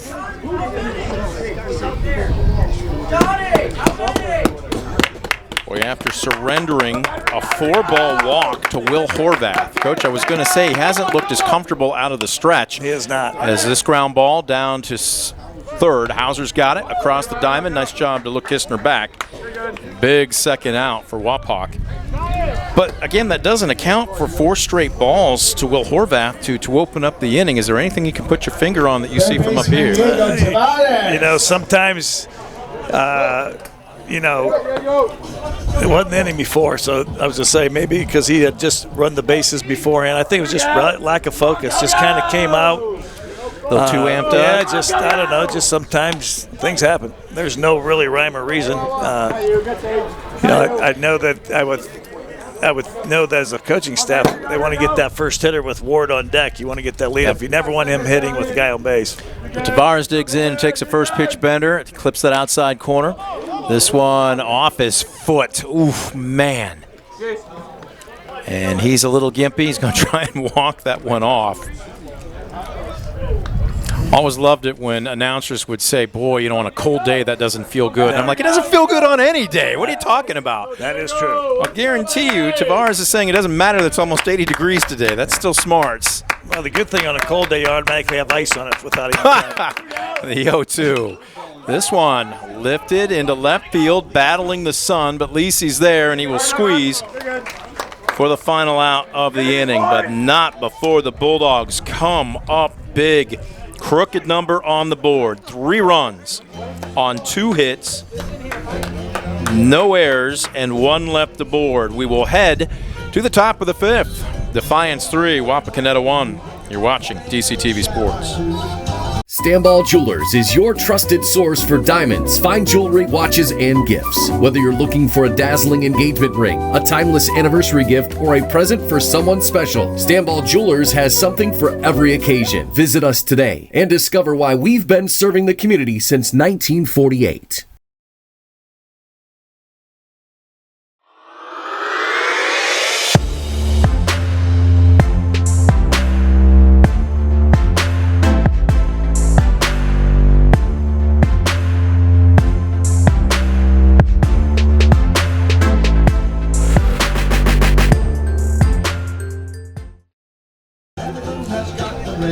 Hey, there's our crew. Working hard, or as my grandfather would say, hardly working. Is that Brock over there on third base dugout? It's like sitting on the edge of the Grand Canyon, young man. Make sure you don't go too far. Our entire crew doing a tremendous job here this evening. And they have helped us bring you a really good ball game as we head to the top of the 5th. Ike Webb has had a little bit of a layoff. We'll see how he's handled it. Brent, you mentioned Bulldogs put up a crooked number. If you look at their 5 games they've had in, and you can throw in OG as well, even though that's not an official game yet. Bulldogs have not scored in many innings, but when they've scored, they've put crooked numbers up. They had 3-run innings and 5-run innings, and that's been the difference. And no different tonight, putting that 3 spot there up at the bottom of the 4th. Well, Ike Webb will deal with the 6-hole Ethan Brandt for the Redskins. Darren Hauser on deck and Abram Long in the hole. Webb surrendered his only run last inning. Hit the leadoff man with an 0-2 count. And Hauser, after 2 sacrifices and a 2-out, 2-strike single by Drew Bailey, made for a short-lived 1-0 lead as this one clips the inside corner. After you get that lead, Ike feeling good about himself right now on the mound. You want to come out and get that first hitter and settle back in with that 3-1 lead. 1-1. Chopper down to third on the second hop. Tavares has it. Long throw across the diamond. 1 away.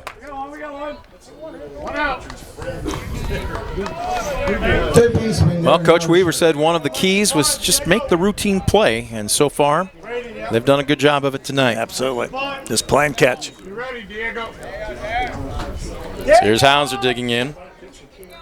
War one just a couple of innings ago. Came around to score the only run so far for the Redskins.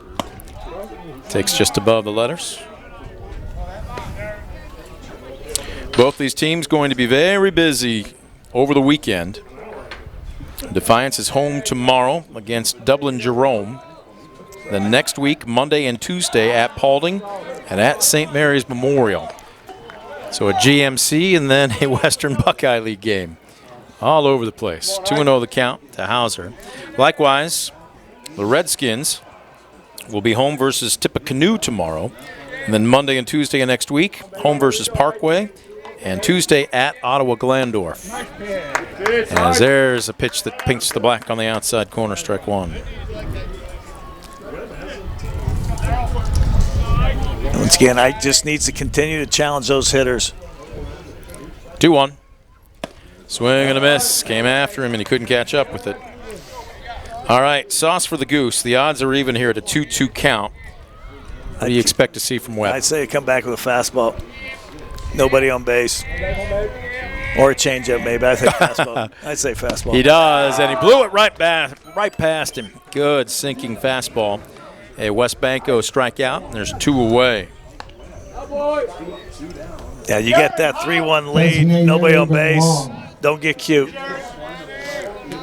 You know what, Ike Webb, I like his mound presence, Coach. Without a doubt. Without a doubt. There's something Hopefully he doesn't take this too hard and he still can fit his head into the batting cages. There's a manly presence about this kid. Manly. I don't think he'll worry about that. His dad will humble him. Long digs in. I'd like to meet Dad. Strike one. Good man. His mom's a good lady, too. So whose kid is he? Mom's or Dad's? They'll both claim him. Okay. All right. He's got a couple great siblings, too. Luke played for us, so Luke graduated. He's at a high Northern. Yep. 0-2. Webb trying to make it a 1-2-3 frame, and for the first time tonight, I think he's guilty of humping one up there. That missed way above the visor. Yeah, he's going for that strikeout. Elevated a little bit. Just elevated a little too much. He's trying to be too manly is what he was trying to be. Yeah. Don't be too manly, Ike. He might come back with that breaking ball right now. 1-2 on the way. He does, and it misses outside. All right, you've toyed with him for a couple pitches here. You don't want to go full count. No, he'll go back fastball. I was going to say, do you get manly again and throw a fastball? Yeah, he'll go fastball, 8-hole hitter. Out of the windup. Ground ball to second. Nice job to stay low by Brownlee, and it's a 1-2-3 inning. Ike Webb with a manly performance on the bump here in the fifth. That's what you want to do after you score 3. Shut that team down. You betcha. No runs, no hits, no errors, nobody left the board. We'll head to the bottom of the frame right after this. Bulldogs 3, Redskins 1. You're watching DCTV Sports.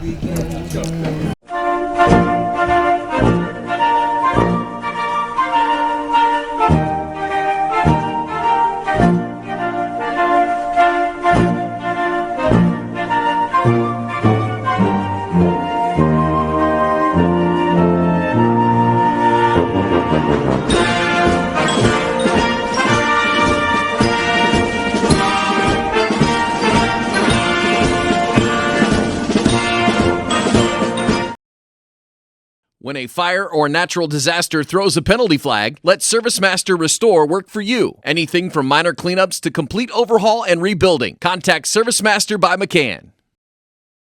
On Red Man way back. We welcome you back to Defiance. You know what I love is we can take a trip down memory lane with you about 100 different things. You have lived and lived large, haven't you? I tried to. Oh, goodness. We head to the bottom of the frame. Defiance leading 3-1 in a pitcher's duel, but boy, you certainly would like to get a little more insurance here as you head towards the tail innings if you are the Bulldogs. It'll be the bottom of the order. 9-hole Drew Allegretti will lead it off. It'll turn over then Jace Brownlee on deck and Will Horvath in the hole. Allegretti 0 for 1. He struck out looking back in the third. Drew has seen the average dip down to 214. He's been battling some injury. First pitch swinging and crushes this one into center field, but right at Mullen. He just got underneath it a little bit. Not quite barreled up, but man, got his best swing off on the first pitch. He won that at bat. Good contact right there. He'll take that, He'll take that swing. Well, so run down this with us, because I remember I was having this conversation with your lookalike 2 states over, Coach Rick Heller, once, and he said so many people don't understand it's not just a hit. I think he said whether 7 or 8 quality, productive at-bats. It doesn't all mean a hit. So let's run down them here, because you obviously got base hit. Then what else? Well, you got 6-pitch at bat. You get you can force 6 pitch. That's a quality at bat. Obviously, anytime you get on base. A walk, a hit by pitch. Yeah, but a quality at bat can be advance the runner. Just hitting the ball hard can be a quality at bat. Like Coach Weaver's done a quality at bat chart for years, and so that's the only thing he would ever post. We didn't post batting average, but it's a quality bat chart, and that's what matters, because over time, the more quality bats you have, the better you're gonna have a better year. Batting average, or whatever you want to call it. Batting average is a very overrated stat. You got a good look at Coach Weaver there, kind of pacing in the third base box as the 2-2 fouled away by Jace Brownlee. But the crazy thing, what's everybody always ask you in baseball? Hey, what are you hitting? What's your average? That's always. And I would say my weight. 2-2. We'll do it again. Bailey. Boy, he just got a piece of that. stays alive, bought himself another swing. Okay, break down what you see from Drew Bailey in this inning to start this frame compared to when he struggled an inning ago. Anything you notice differently? I mean, not a lot. He's obviously throwing the ball across the plate. I mean, he had a 4-pitch walk to lead off that inning, last inning against Horvath, and then he didn't want to give Cole Ward. You can't really say it was a walk. He kind of, especially after stealing second, first base was open, so he really wasn't going to give him anything there. That's why he threw that 3-2 breaking ball. Still at first base open, still okay. And then I think he just was more comfortable, out of the windup, which a lot of guys are. 2-2 on the way from Bailey. Popped up and playable. Drifting left side foul territory. Hauser's there and makes the play. Yeah,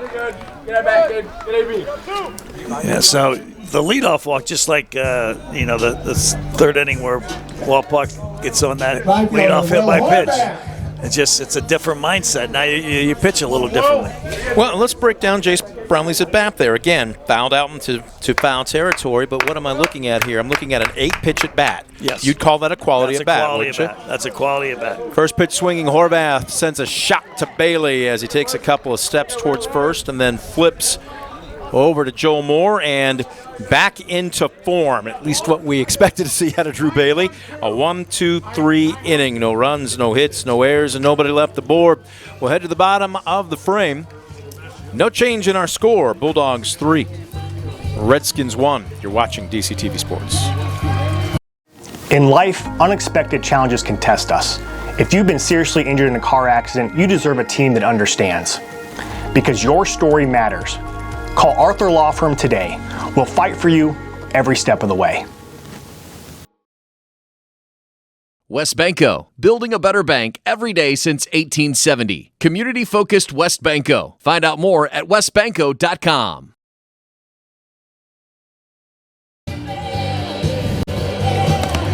Top of the sixth, 3 runs on 3 hits, no errors for the host Defiance Bulldogs. 1 run on 1 hit, no errors for visiting Wapakoneta. As the Redskins will send the 9-hole to the plate to lead off this frame. Lineup rolls over after that. Drew Bailey on deck, Zach Fisher in the hole.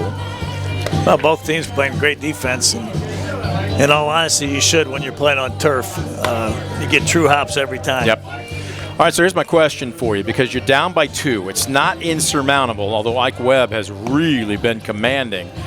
You don't necessarily need all of it this inning, but if you're Wapak, how important is it to get at least 1 so you don't need 2 base runners aboard to try and get things back to equal in the last frame? The tough part coming up here is you could play for 1, but you got the top of the order coming up. So you got 9-1-2. So do you want to waste some outs? Because you need 2 to tie this. Or do you trust your best hitters to come in the clutch? Yeah, I think, if it's at the bottom of the 6, 7, 8, 9, you'd play for 1. But I'm not sure you will now. First things first, Rogers has to get aboard.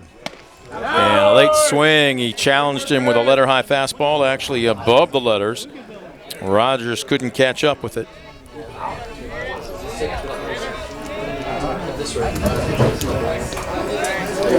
Webb deals. Woo! Is it me, or is he getting stronger with each passing inning? I think he's been strong from first pitch of the game, to tell you the truth. True. You take away that 0-2 hit batter, he's been really, he's just dominant. Absolutely dominant. 0-2 here. Humps this one up and misses. He might go for the strikeout here. Don't be surprised if he throws a breaking ball here. He's had all 3 pitches really working for him. He doesn't. He's a 120 hitter, though. You really don't want to take a chance and mess around with him. 1-2. He's been upstairs with his fastball. I think that scoreboard's off. That says 95. I don't think that's right. No. But that's the case. Cole Ward's going to need a new mitt. 2-2 on the way. We'll see if a bender's coming. Nope, he challenged him again with a heater. Yeah, I don't think you'll see a bender now at 2-2 with that 9-hole hitter. You just want to challenge him, make him earn it. Well, Rogers was on that pitch. Yeah, yeah, he was. Last thing you want to do is lead off walk. Long look in. Webb peering down over the webbing of his glove. Deals. Jeez. Ball 3. I look pretty good. Once again, I don't have a very good angle on the outer half, but Unless he called that up. Did he call that up, Brent? Must have. Payoff pitch on the way. Nope. I thought for a second. Boy, Mark Weidenhamer has a way of slowly bringing that arm up, and you're just not quite sure. He's pointing down to first base, and it ends up being a leadoff walk. Yeah, you didn't want that. That's the last thing you wanted right there. Leadoff walk to the 9-hole hitter. Now you get the top of the order up. And now Coach Weaver's going to take a trip to the mound. It's going to be his first of the ball game.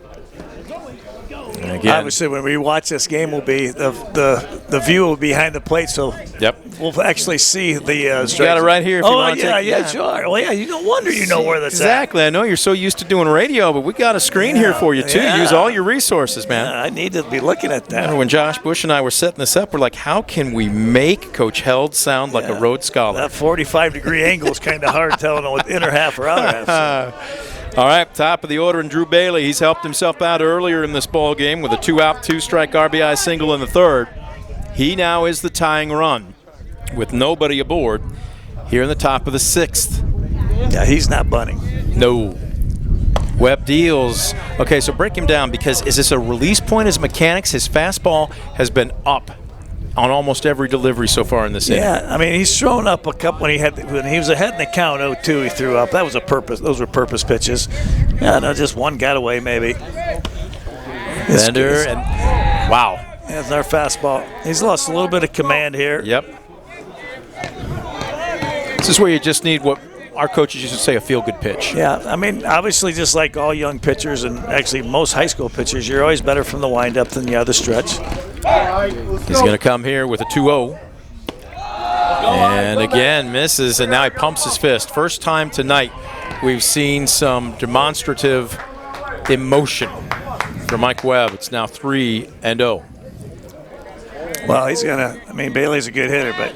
Quick throw over, and it squirts off of Weaver's glove, and it's probably a smart move that Rogers decided not to go. Yeah. Good job by Jace Brownlee hopping on that ball right there so he couldn't advance the second. I would imagine Bailey's going to take at least one pitch here. He may take two. He's going to see three fastballs in a row. All right, now he's got a 3-0 count. Webb out of the stretch. Rogers with a modest lead at first, and he walked him on 4 straight. So the first 2 hitters aboard, and now the tying run stands at first. Now you might see it. You'll probably see a bunt here. This is setting up just like the Bulldogs' 4th inning. Couple walks, lead off the inning. Bunt situation here. I'm trying to crane my neck. I can't get it out the window. I don't know if Brock at the third base dugout can get a show of the bullpen for Defiance. I don't know if there's any action or not. Upstairs, and right now Ike Webb just having problems finding the strike zone. Yeah.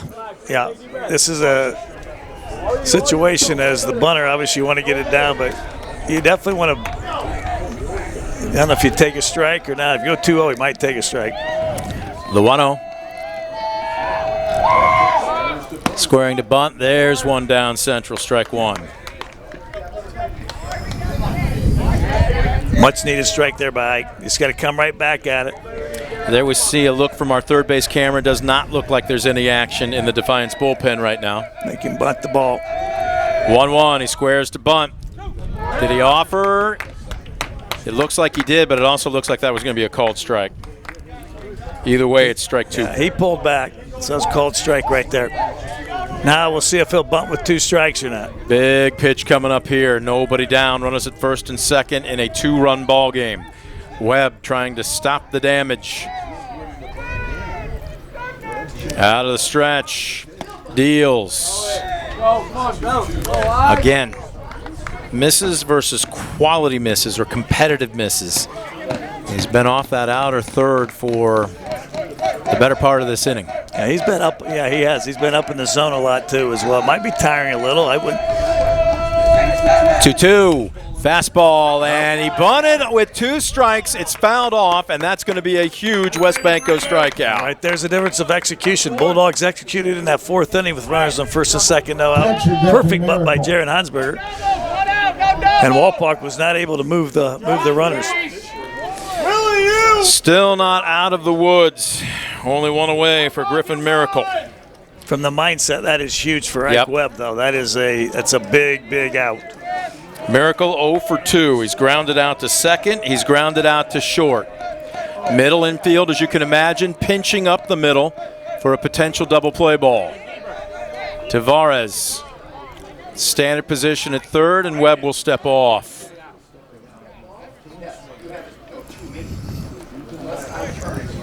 Weaver will not hold.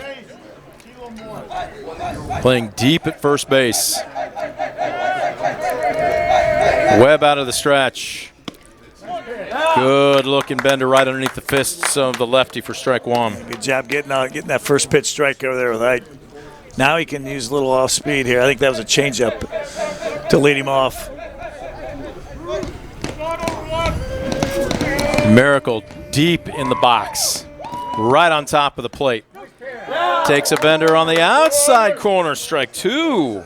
Yeah, that's a good breaking ball right there. Woo. Inside, outside, and now you're in his head. He's definitely going bender here. Throw that baby in the dirt. Ike Webb trying to bow his neck. Get out of a mess, really, of his own making here in the top of the sixth. And time being called. Big pitch coming up here. Webb toes the rubber. Gets the signal. Ward looks like he's giving an inside target here. The 0-2. This one, a liner up the middle and into center field. Are they going to go ahead and wave Rogers around third? They will. It's knocked down by Allegretti, keeping runners at first and second. But the Redskins get one back. It's now 3-2. That is that a 1-2 hit or 0-2 hit there? 0-2. Yeah, 0-2 hit. He didn't get that fastball elevated enough. I thought he might come back with the breaking ball in the dirt there and try to get him to fish. You got a great catcher, Colt Ward, able to block, and just did not elevate it enough on that fastball and just gave Miracle an opportunity to put the bat on the ball. So still runners remain at first and second, but now the tying run at second, the go-ahead run at first for Jarrett Mullen. 0 for 2 and asks for time. Tavares is playing in at third, not quite onto the grass. Middle infield back at double play depth, and Weaver very deep at first. First pitch brings a bender, and it's a called first strike. Yeah, good breaking ball. Let's go, Ike! Getting that first pitch across. Webb. Long stare in. Ward. Outside target. This one, boy, he elevated, fouled away, and he got away with one. Yeah, he's not throwing a fastball here, I guarantee. And if he does, it's going to be above his head. He's got to bury one breaking ball here in the dirt, or he's got to go above one about neck level. 0-2. Normally, you'd think this would be a count where you might waste a pitch, but not in this situation. Brings a bender, got him way out on his front foot, and he just caught a piece of it. Still a little too good for 0-2 pitch right there for Ike.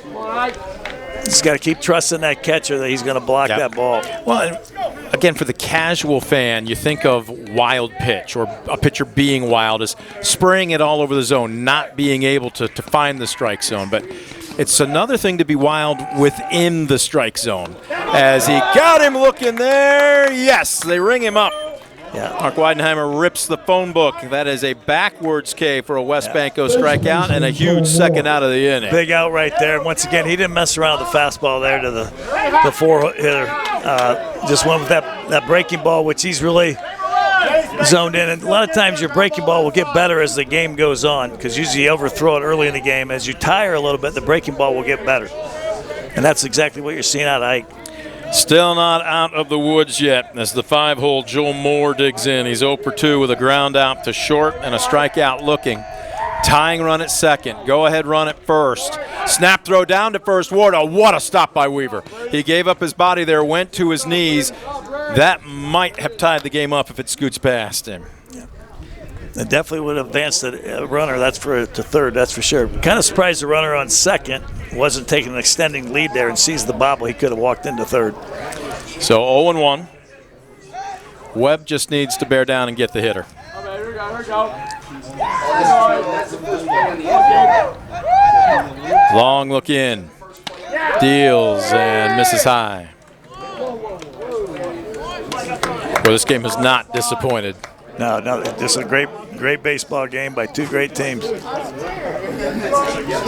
Just in front of the 7 o'clock hour. Sun slowly setting on a Friday afternoon.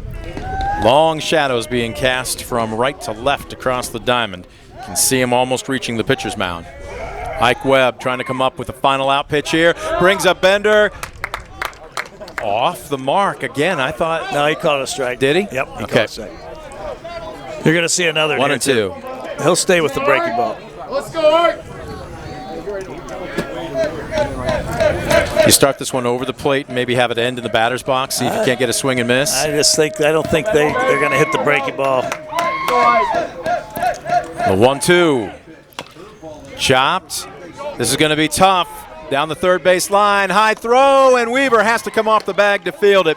It was all or nothing for Tavares, and that's going to go as a tough infield single. Yeah, that was good job by Braden Weaver because that ball by Diego Tavares was thrown high right there. Braden using that vertical jump, went up there and got that thing and saved one run, maybe two. So bases loaded for the 6-hole, Ethan Brandt. 0 for 2. He's grounded out to short and grounded out to third. He's pulled the ball in both of his previous 2 at-bats. Ironically, Coach Weaver's son, Braden, got the big hit for 2. Now Coach Brandt's son's up plate in a big situation. Nowhere to put him with 2 down. Bases juiced here in the top of the 6th. 1 run already home. And there's a strike on the inside corner. You get the feeling that this is the ball game in this at-bat, don't you? Yes. Yeah, but I mean, this is a big one. There's no doubt about that. Boy, very deep at second by Miracle. Now he's got a good secondary lead. And this one humped up a little too much, ball 1. Let that breaking ball up a little bit right there. He's got to get on top of it. Bailey at third. He's the tying run. Miracle at second. He's the go-ahead run. Brandt at first.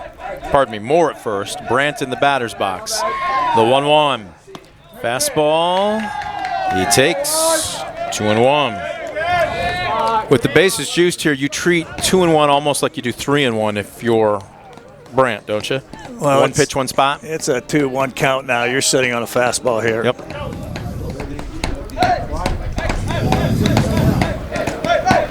Webb deals. Hits the inside corner, strike 2. Took one right down the middle, looked like. What was he looking for there? Clearly wasn't looking for that. Yeah, I'm not sure. That was, I think he just froze. It's one where he wishes he had it back. I think so. I don't think he's going to get nothing like that. Deuce is wild. 2 balls, 2 strikes, 2 outs. Bases loaded. Defiance leading 3-2. Webb comes home. Oh, man. Pushed him back, and oh, my goodness. Defiance's dugout wants to know where that one was. Man, that was a good pitch. All right, here we go. Game rides on this pitch. Yeah, the runners are moving here. Yep, with 2 outs, they'll be moving on a full count here. Webb got to come up with a quality pitch.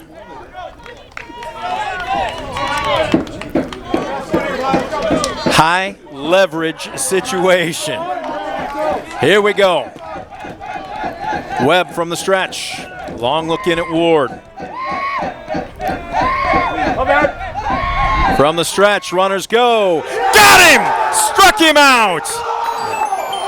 Ike Webb just kind of looks casually over at the dugout. No emotion. As the Bulldogs leave them loaded here in the top of the 6th. More specifically, the Redskins leave them loaded. As Ike Webb keeps the tying run off the board. That's a big strikeout right there by the junior Ike Webb. 1 run, 2 hits, no errors. Base is left full of Redskins. We will head to the bottom of the frame. Defiance clinging to a 1-run lead, 3-2. Back after this on DCTV Sports. Discover affordable transfer opportunities at Northwest State. Start here and save thousands on tuition. Our advising team will help you get your credits transferred. So don't wait another minute. Get started today.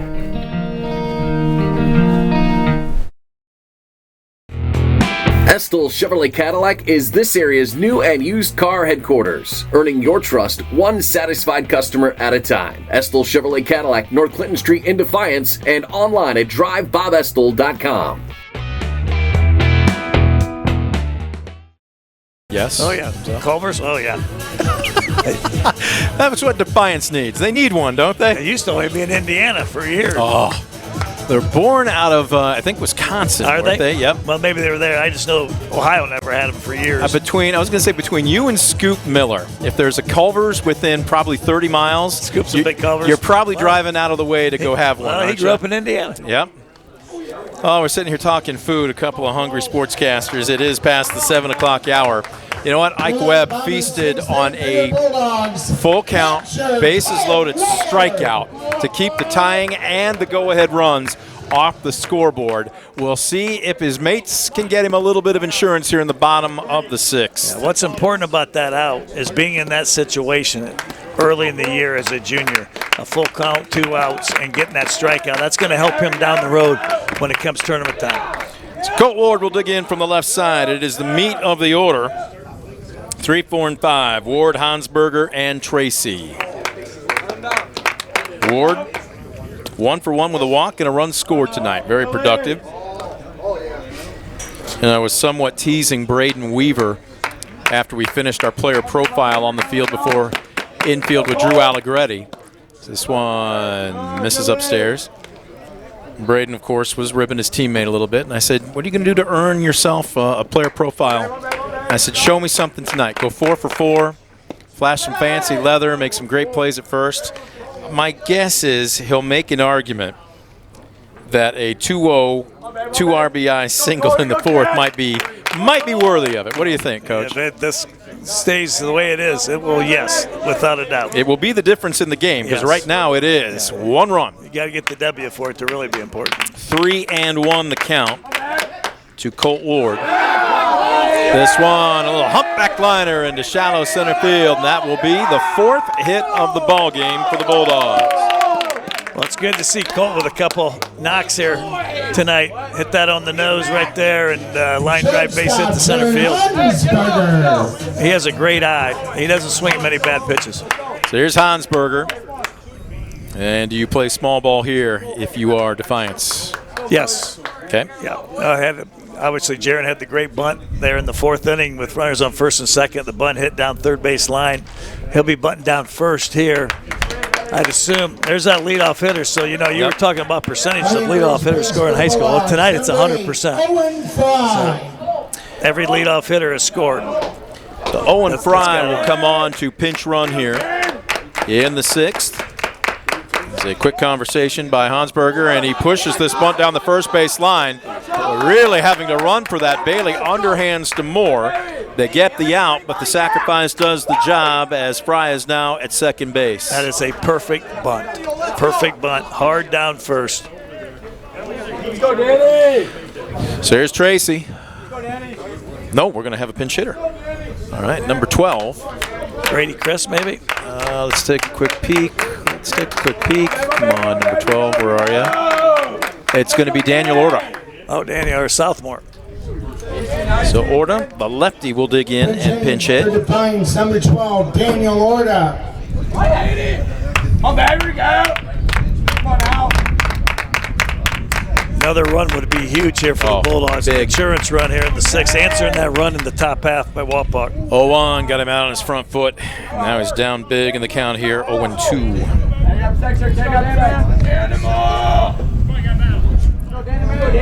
Go, Danny, man! Danny! You got short!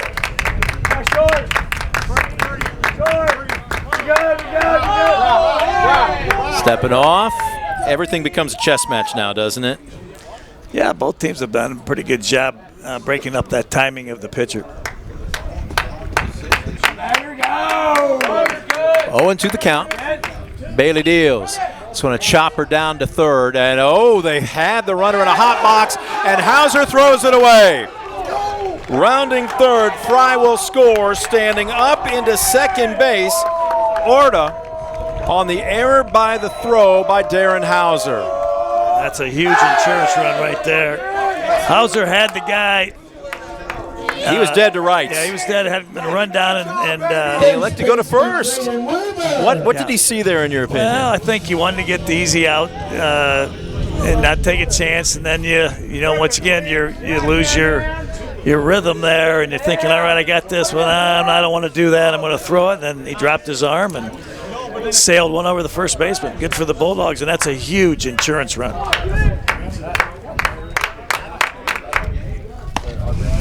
So still trying to keep the line moving here. If you're Defiance, you still want to be greedy here, don't you? You got another runner in scoring position. Oh, absolutely. Every run is important. That's first error of the game. Yep. Weaver digging in, looking at a 1-0 count. Takes inside.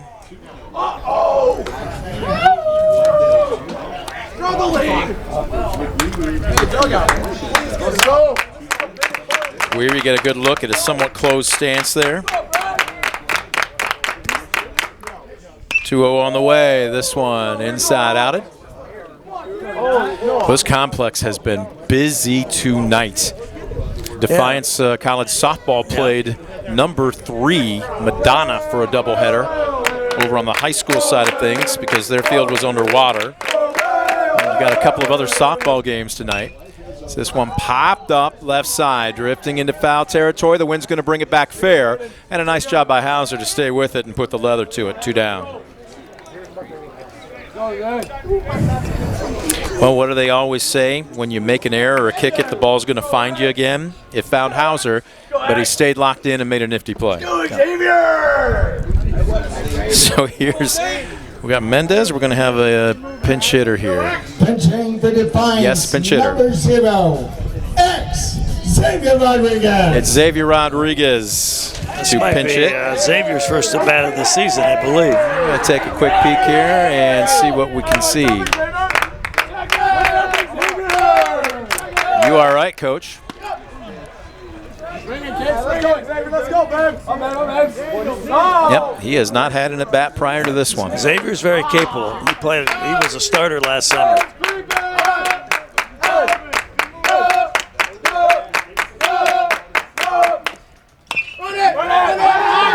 Ground ball, third base, Hauser stays with it, fires, and that's a beauty.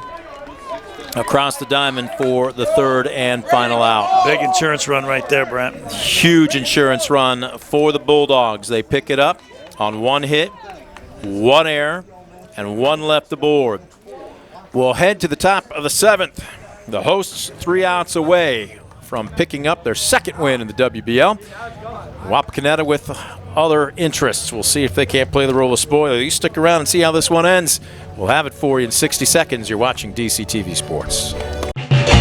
Proudly serving the area with the highest quality contracting services for nearly 100 years. Baker Schindler Company of Defiance and Paulding. 419-782-5080. Online at baker-schindler.com.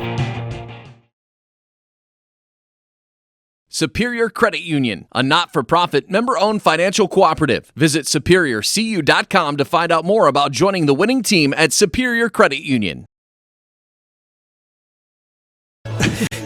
We welcome you back to Defiance. The music here has kind of been a tribute to the 80s this afternoon. That's Nate's music, baby. Absolutely. This is the final countdown, courtesy of the band Europe. This would have been, I'm not going to date myself, I was in college, but 1988, and I asked you where you were in that summer, and you said? Elmwood High School. Behaving yourself? Absolutely not. All right, we hit at the top of the 7th. Ike Webb pitched his way out of a bases-loaded jam, only gave up 1 run a frame ago. He will deal to the bottom third of the Wapak order, 7, 8, and 9. Hauser, Long, and Rogers. When you get that first hitter, that first out. When I'm looking at him on the bump right now, he's kind of doing a little jumping jacks. He's got a little bit of extra energy. We'll see if he can channel it here and get locked in. Hauser wore one and scored in the third, struck out swinging in the fifth. First pitch, liner down the left field line. It's going to roll a ways, and it's going to be extra bases. Rounding first, and he will stand up into second with a leadoff double. And now, how big was that insurance run on the bottom of the last frame for Defiance? Well, that was, Hauser's the one that threw it away. I'm not sure he redeemed himself, but he did get that leadoff double. Yep. And that's out of the 7 hole, so you got a chance you're still going to get back to the top of the order. So that'll bring up the 8 hole and DH Abram Long. A big difference being down 2 versus 1. Down 1. That guy at second means nothing. So really the inning is just starting. As a pitcher, you have to have the mind frame. It's still nobody's on base, nobody out. Even if that guy scores, it's 4-3. Who cares? Long 0 for 1 with a sacrifice. And Webb will step off.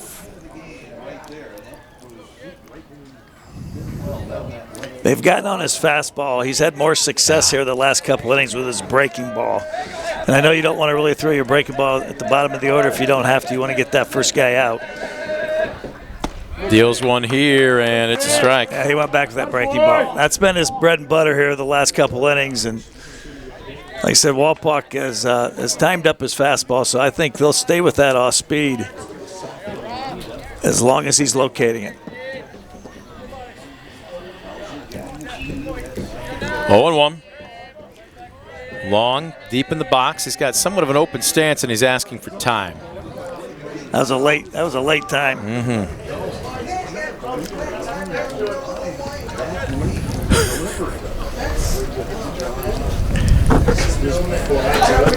Back in. Webb toes the rubber again. Top of the 7th. 2-run ball game, but the tying run is at the plate for Wapak. Got him swinging, boy, that one screwed him into the ground. Just stay with that pitch.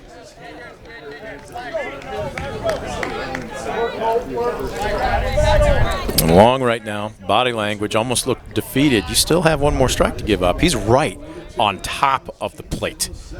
Yeah, he's getting on top of that plate, maybe a breaking ball, and try to lean into one, get a hit by pitch, because he knows he's not going to. Bender in the dirt, nice stop by Ward. Again, we are up the first baseline, so we haven't exactly been able to. We can see up and down from our location, but inside-outside has been a little bit more of a challenge. But from what I'm able to see or gauge up here, Webb has worked primarily away from right-handers today. We'll see what he does here with a 1-2 count. Brings another bender, misses in the cellar. Okay, now there's a situation 2-2. Yeah. Through 2 breaking balls out of the zone. Might come. He doesn't want to go to 3-2. No. Might come back. He may come back with a fastball here. See if he can work the inner third. Put some sink to it. Long. Digging in. Boy, he got a piece of it and fouled it straight back. Look, he wasn't guessing. No. And Webb knew it too. This is one of those situations where this is just best on best. He was right on that fastball. When you hit a foul ball straight back, you're right on it. You just missed it, and he was right on that fastball. You may see a changeup here. Webb wants a new ball. He hasn't used his changeup a lot since the early first couple innings, but here would be an ideal time. But it's kind of tough to, as a guy calling the pitches, when you haven't used that pitch, you don't really want to go full count. You throw what you're confident in this count, don't you? Yeah. I don't know, Phil. Yeah. Coach Bergman's a great pitching coach. 2-2. Webb looks the runner at second. Comes home. Misses low. That was the changeup. He did come with the changeup. I thought he might do that. Now he's coming fastball. You have to, don't you? Got to go fastball. Got to make him earn it. Once again, the runner on second means nothing. Right here, Webb trying to keep the tying run off the base paths. Payoff pitch. Fouled straight back. Long and very pesky in this at-bat. Yeah, I'll give Long kudos here. He's up there swinging. He's not looking for a walk. And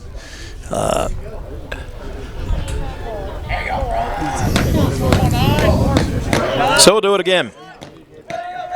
He's fouled away a couple two-strike pitches. Payoff pitch again here from Webb. Pitch count starting to elevate here in the 7th.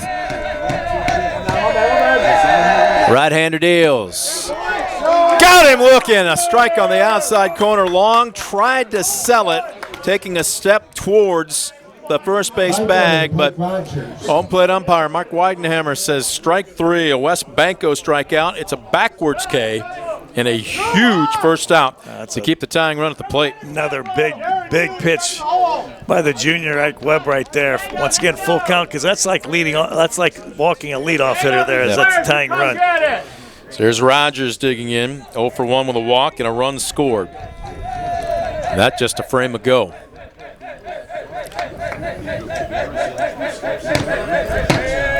Webb comes with the heat just outside. My angle's bad. I thought that pitch looked better than the last one, but I can't. Once again, I'm not behind the plate. You got the monitor here for you. I know. By the time I look, it's too slow. We got to condition you. I know. Get you a whistle. Could you move that monitor over here? 1-0.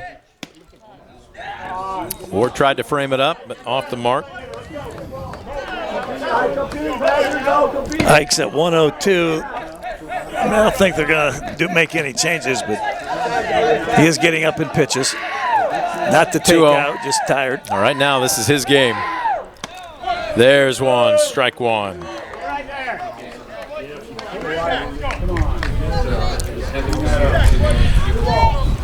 A pitcher's duel with just enough offense to really make things interesting. 2-1. Webb from the belt. Comes home. Misses. And here we go again. Second straight batter to a 3-ball count. And then you're getting to the top of the order. Correct. You want to get this guy. And a guy who has been dangerous at the plate in Drew Bailey. I'm betting 9-hole hitter. Rogers here is taking. And my guess is Webb's dealing fastball. Yep. Not to go too far out on a limb. 3-1. Boy, he's swinging. Fly ball, shallow center field. Long run for Allegretti. That's a big out. And he makes the catch. Wapak down to their final out. Yeah. Swinging at that did us a favor right there. Yep. I think it was a little up too, wasn't it? It was. He got underneath it, hit the bottom half of the ball. So here's Bailey, who is 1 for 2 with a single, an RBI, and a walk. He's also grounded out to short. He still represents the tying run as Webb has kept it at the plate after the leadoff double here in this frame by Hauser. Both clubs have wrapped out 4 hits. Webb deals. Big sweeping frisbee, strike 1. Yes, sir. He's going to stay with that. If that's what you trust.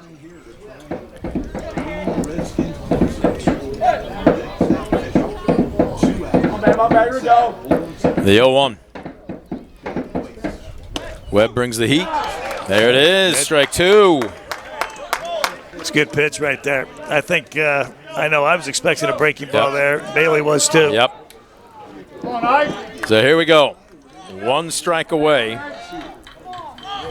from their second WBO win of the season. Webb deals, humps it up, and that's a good stop by Ward.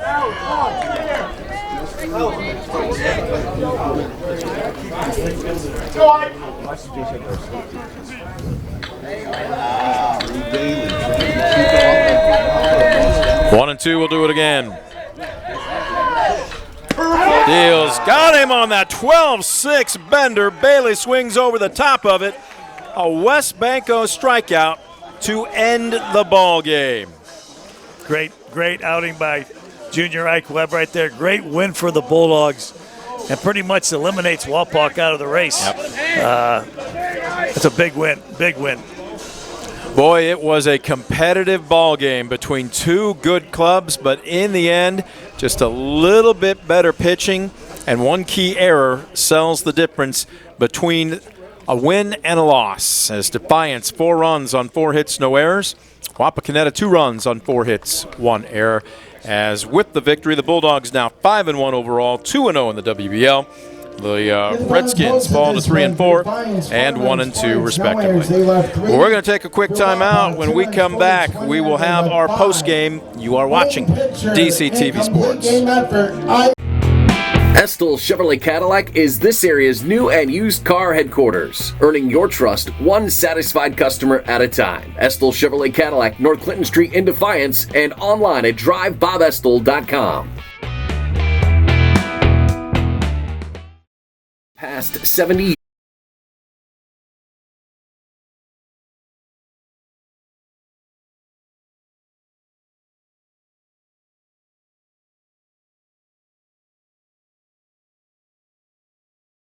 Superior Credit Union, a not-for-profit, member-owned financial cooperative. Visit superiorcu.com to find out more about joining the winning team at Superior Credit Union.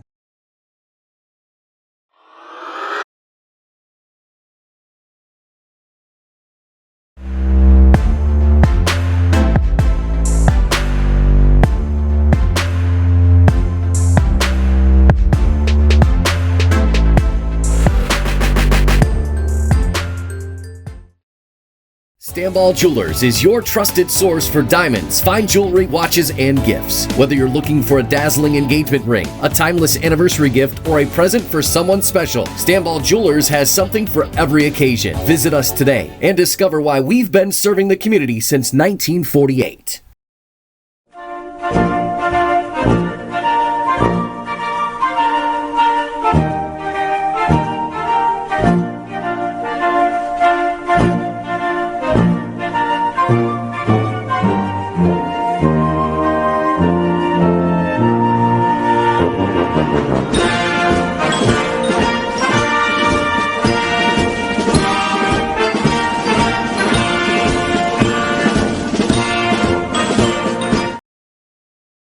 In life, unexpected challenges can test us. If you've been seriously injured in a car accident, you deserve a team that understands. Because your story matters. Call Arthur Law Firm today. We'll fight for you every step of the way. When a fire or natural disaster throws a penalty flag, let ServiceMaster Restore work for you. Anything from minor cleanups to complete overhaul and rebuilding. Contact ServiceMaster by McCann. West Banco, building a better bank every day since 1870. Community-focused West Banco. Find out more at westbanco.com. Discover top-quality healthcare education at Northwest State. Our instructors have real-world experience, so they know how to prepare you for great career opportunities. Northwest State, where you'll get the top-quality healthcare education you need to succeed. Estill Chevrolet Cadillac is this area's new and used car headquarters, earning your trust one satisfied customer at a time. Estill Chevrolet Cadillac, North Clinton Street in Defiance, and online at drivebobestill.com.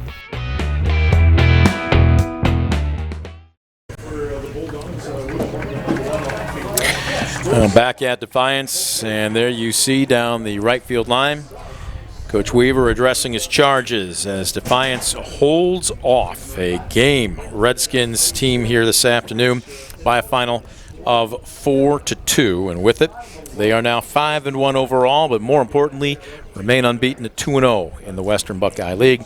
Tough loss for the Redskins as they fall to 3-4 and 1-2 respectively. For both these two teams, they will have basically one short night's worth of rest, and then they're back on their respective fields again tomorrow. Right back here, Defiance will host Dublin Jerome, whereas tomorrow Wapakoneta gets to stay home as well, as they will entertain Tippecanoe, so a couple of out-of-conference matchups. As a matter of fact, for Defiance, they're out of conference for the next 2 ball games. Next Monday, they're at Paulding, and then finally getting back into the WBL with another road trip at St. Mary's Memorial. Yeah, actually, Bulldogs will be playing down at Wapak tomorrow on a PBR event. They'll be playing Dublin Jerome down there tomorrow. Yep. So, and with that said, that's a great service, obviously, but you still want to win the ball game. It's not. Oh, yeah. It's one of those situations where I know sometimes you're thinking, okay, here's my chance to be seen or put up some numbers. No, you just take care of business, and the rest takes care of itself. Yeah, you want to win. You want to win every game. You want to win every scrimmage. You want to win every inter squad. You want to win everything, and that's the mentality you have to have. And they'll take that game tomorrow just as serious as the league game. Well, the mentality today on the bump for Ike Webb was a winning one. Goes the full distance, 7 innings, scatters 4 hits, allows 2 runs, both of them earned. He walked 2, struck out 9. He had 1 hit batter, but again, the key in the 6th inning, with the bases loaded, only surrendered 1 run, and with it got Ethan Brandt to strike out looking. With the tying run at third and the go-ahead run at second, he was just a bulldog today. Absolutely.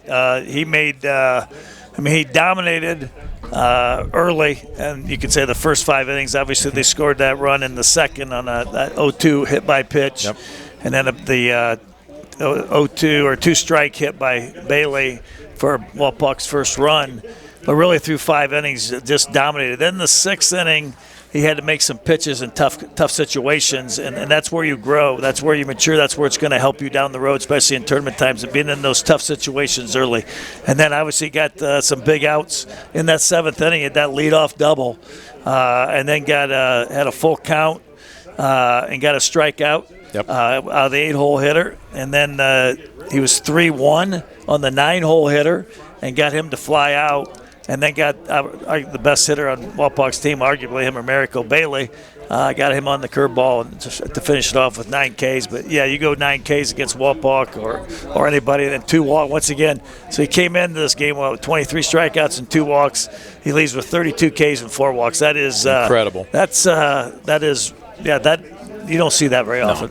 And it was a pitcher's duel tonight, too. Just 1 bad inning for Drew Bailey, or they might be hopping on the bus with a victory. Bailey goes 7 tonight. 4 hits, 4 runs, only 3 earned.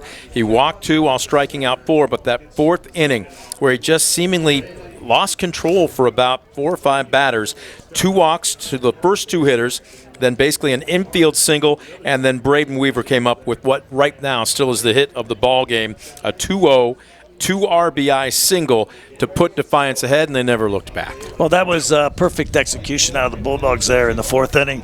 Obviously, Bailey was really dominant through 3 innings.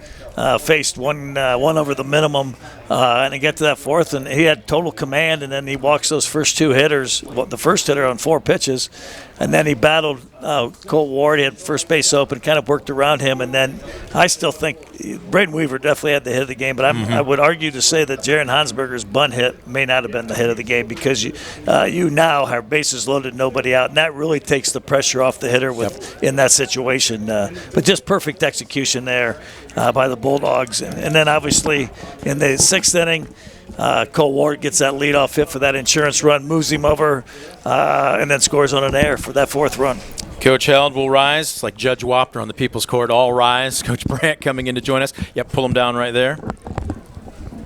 Tom can still sit. He's fine. I'll stand.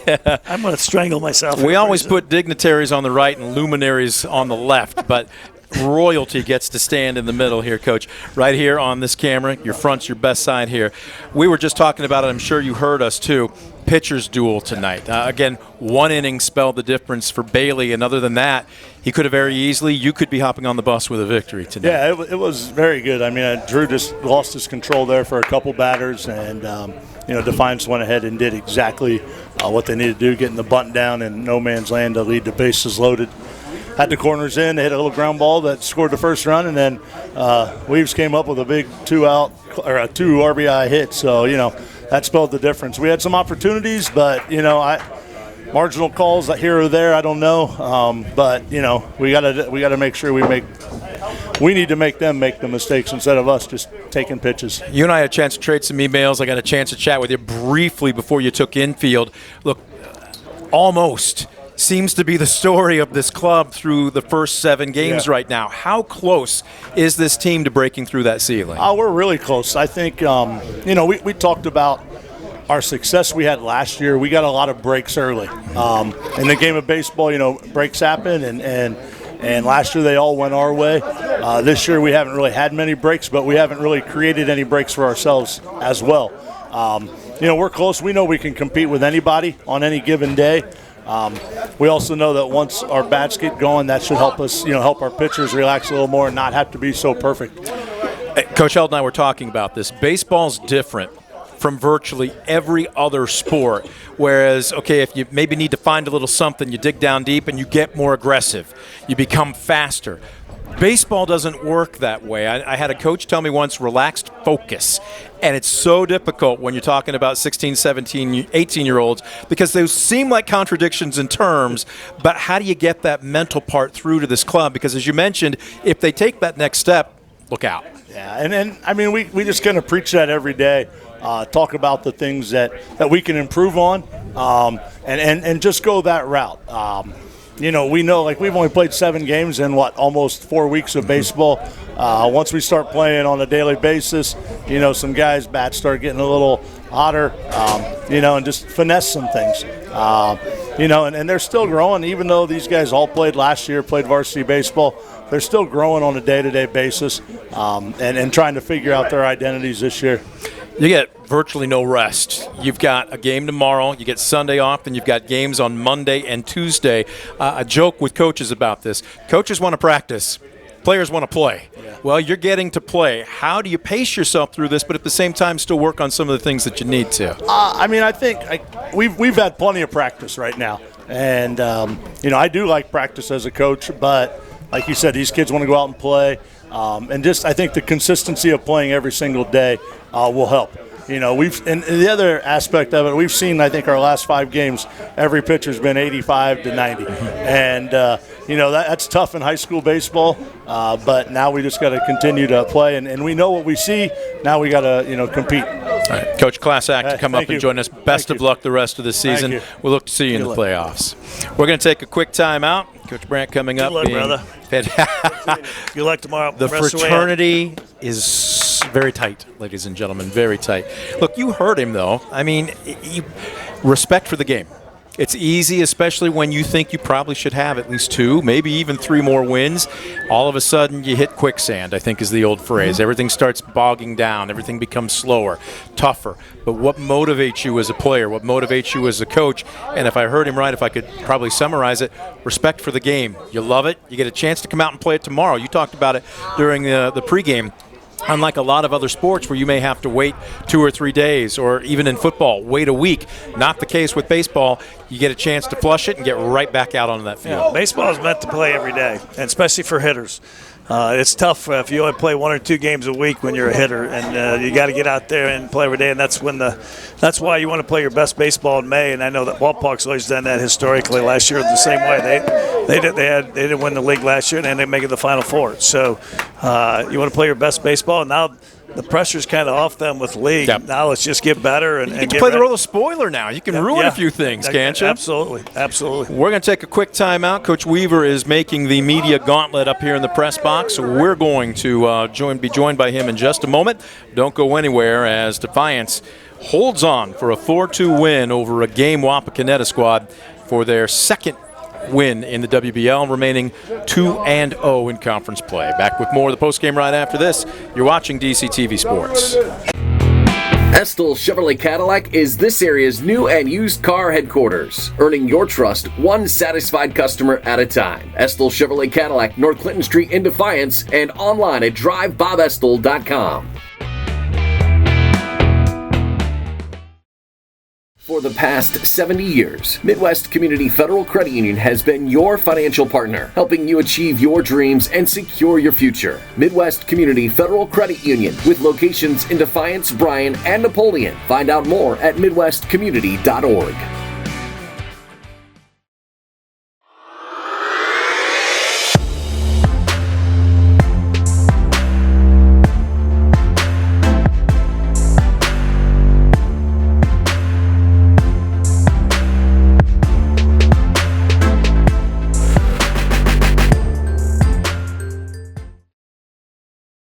welcome you back. The postgame is on DCTV Sports, a pitcher's duel with just enough offense to keep things interesting, but Defiance beats a game Wapakoneta squad by a score of 4-2. They are now 5-1 overall, and more importantly, 2-0 in the WBL. Coach, you were talking about it during your pregame.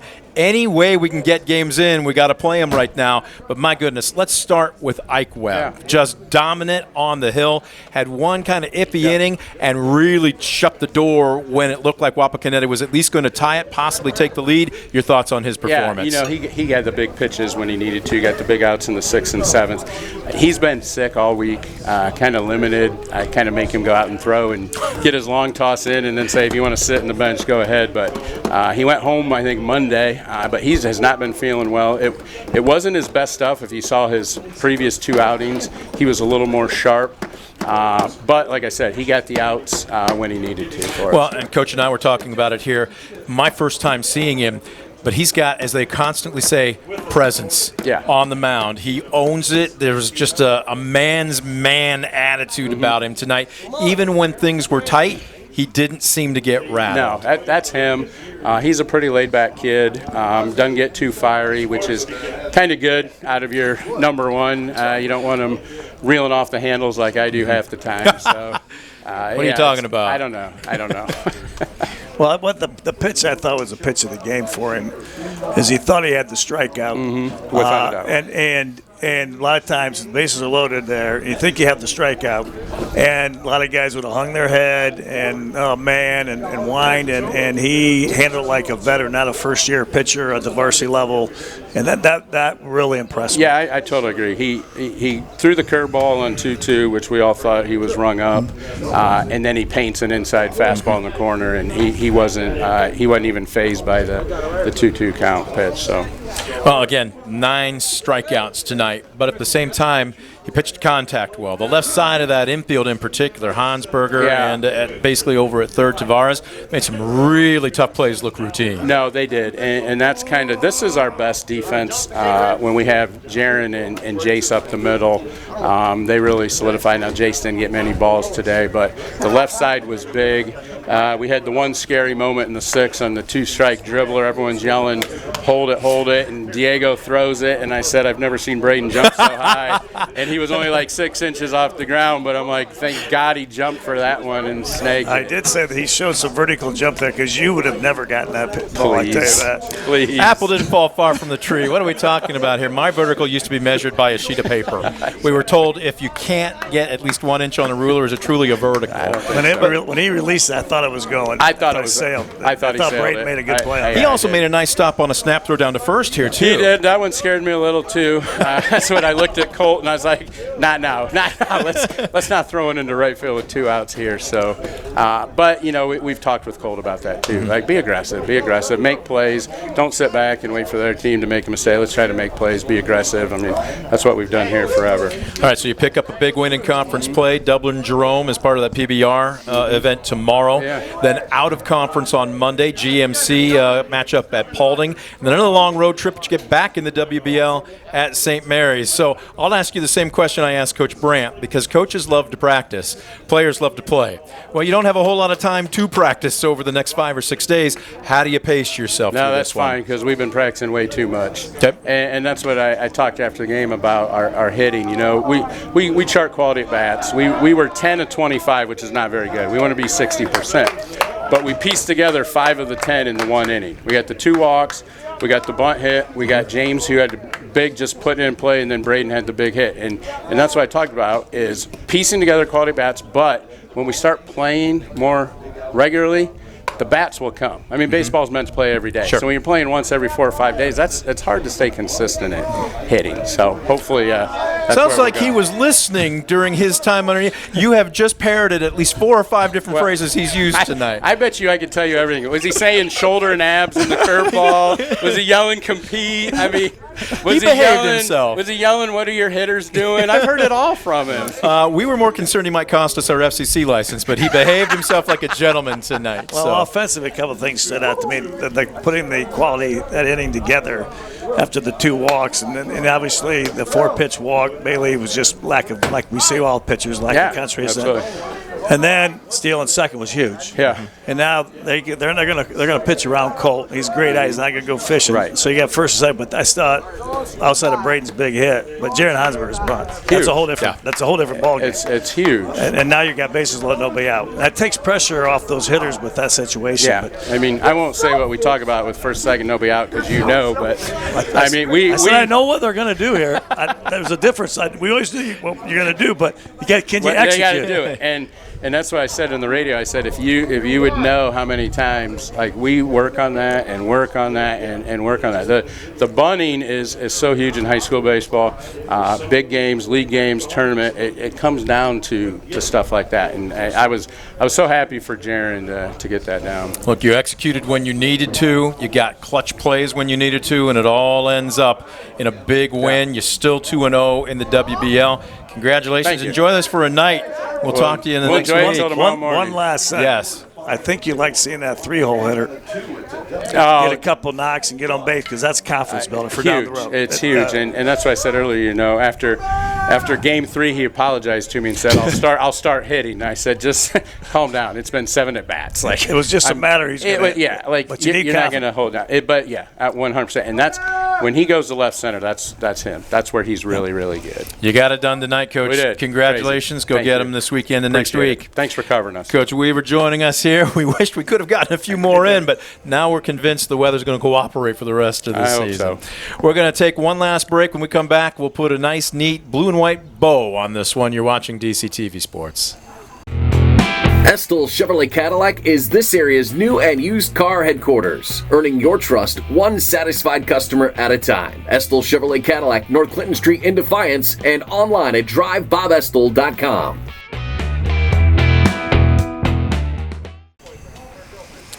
Final score, Defiance 4, Wapakoneta 2 with the victory. Now 5-1 overall for the Bulldogs, 2-0 in the WBL. The Redskins, look, don't sleep on this team. Don't let that record. There's two ways to look at it. You basically are what your record says you are, or you're better than what your record says you are. And I don't think anybody in this press box would argue Wapakoneta is better than 3-4 and 1-3. But at that same time, they just couldn't quite get it done here this evening. But still a lot of ball to be played for everybody, not just these two teams. Well, you're absolutely. Nobody's going to sleep on Wapakoneta. Trust me. That's a quality program. Been great for a lot of years. Coach Brandt's a great coach, and they got a lot of veterans. And it's just a matter of putting together. Like he mentioned, both coaches got to play every day. Got to get play every day. All right. Appreciate you throwing on the headset. I appreciate it. Thanks for finally got you on the air. Thanks for the invite. I appreciate it. Had a lot of fun. We got you for at least one. I think maybe a couple more here. Yep. So with that said, I'm just humbled in his presence. We also thank our crew for doing more than yeoman's work. A big thank you going out to our sponsors for helping make this broadcast a possibility. Folks, if you enjoy our coverage of local high school sports, please patronize those businesses, walk through those doors, spend a little money, and tell them how much you appreciate their sponsorship of what we do. And, of course, as always, we thank you, the fan, for tuning in. Final score tonight, Defiance 4, Wapakoneta 2. For Coach Held, I'm Brent Balbinot. You've been watching a sports presentation of DCTV.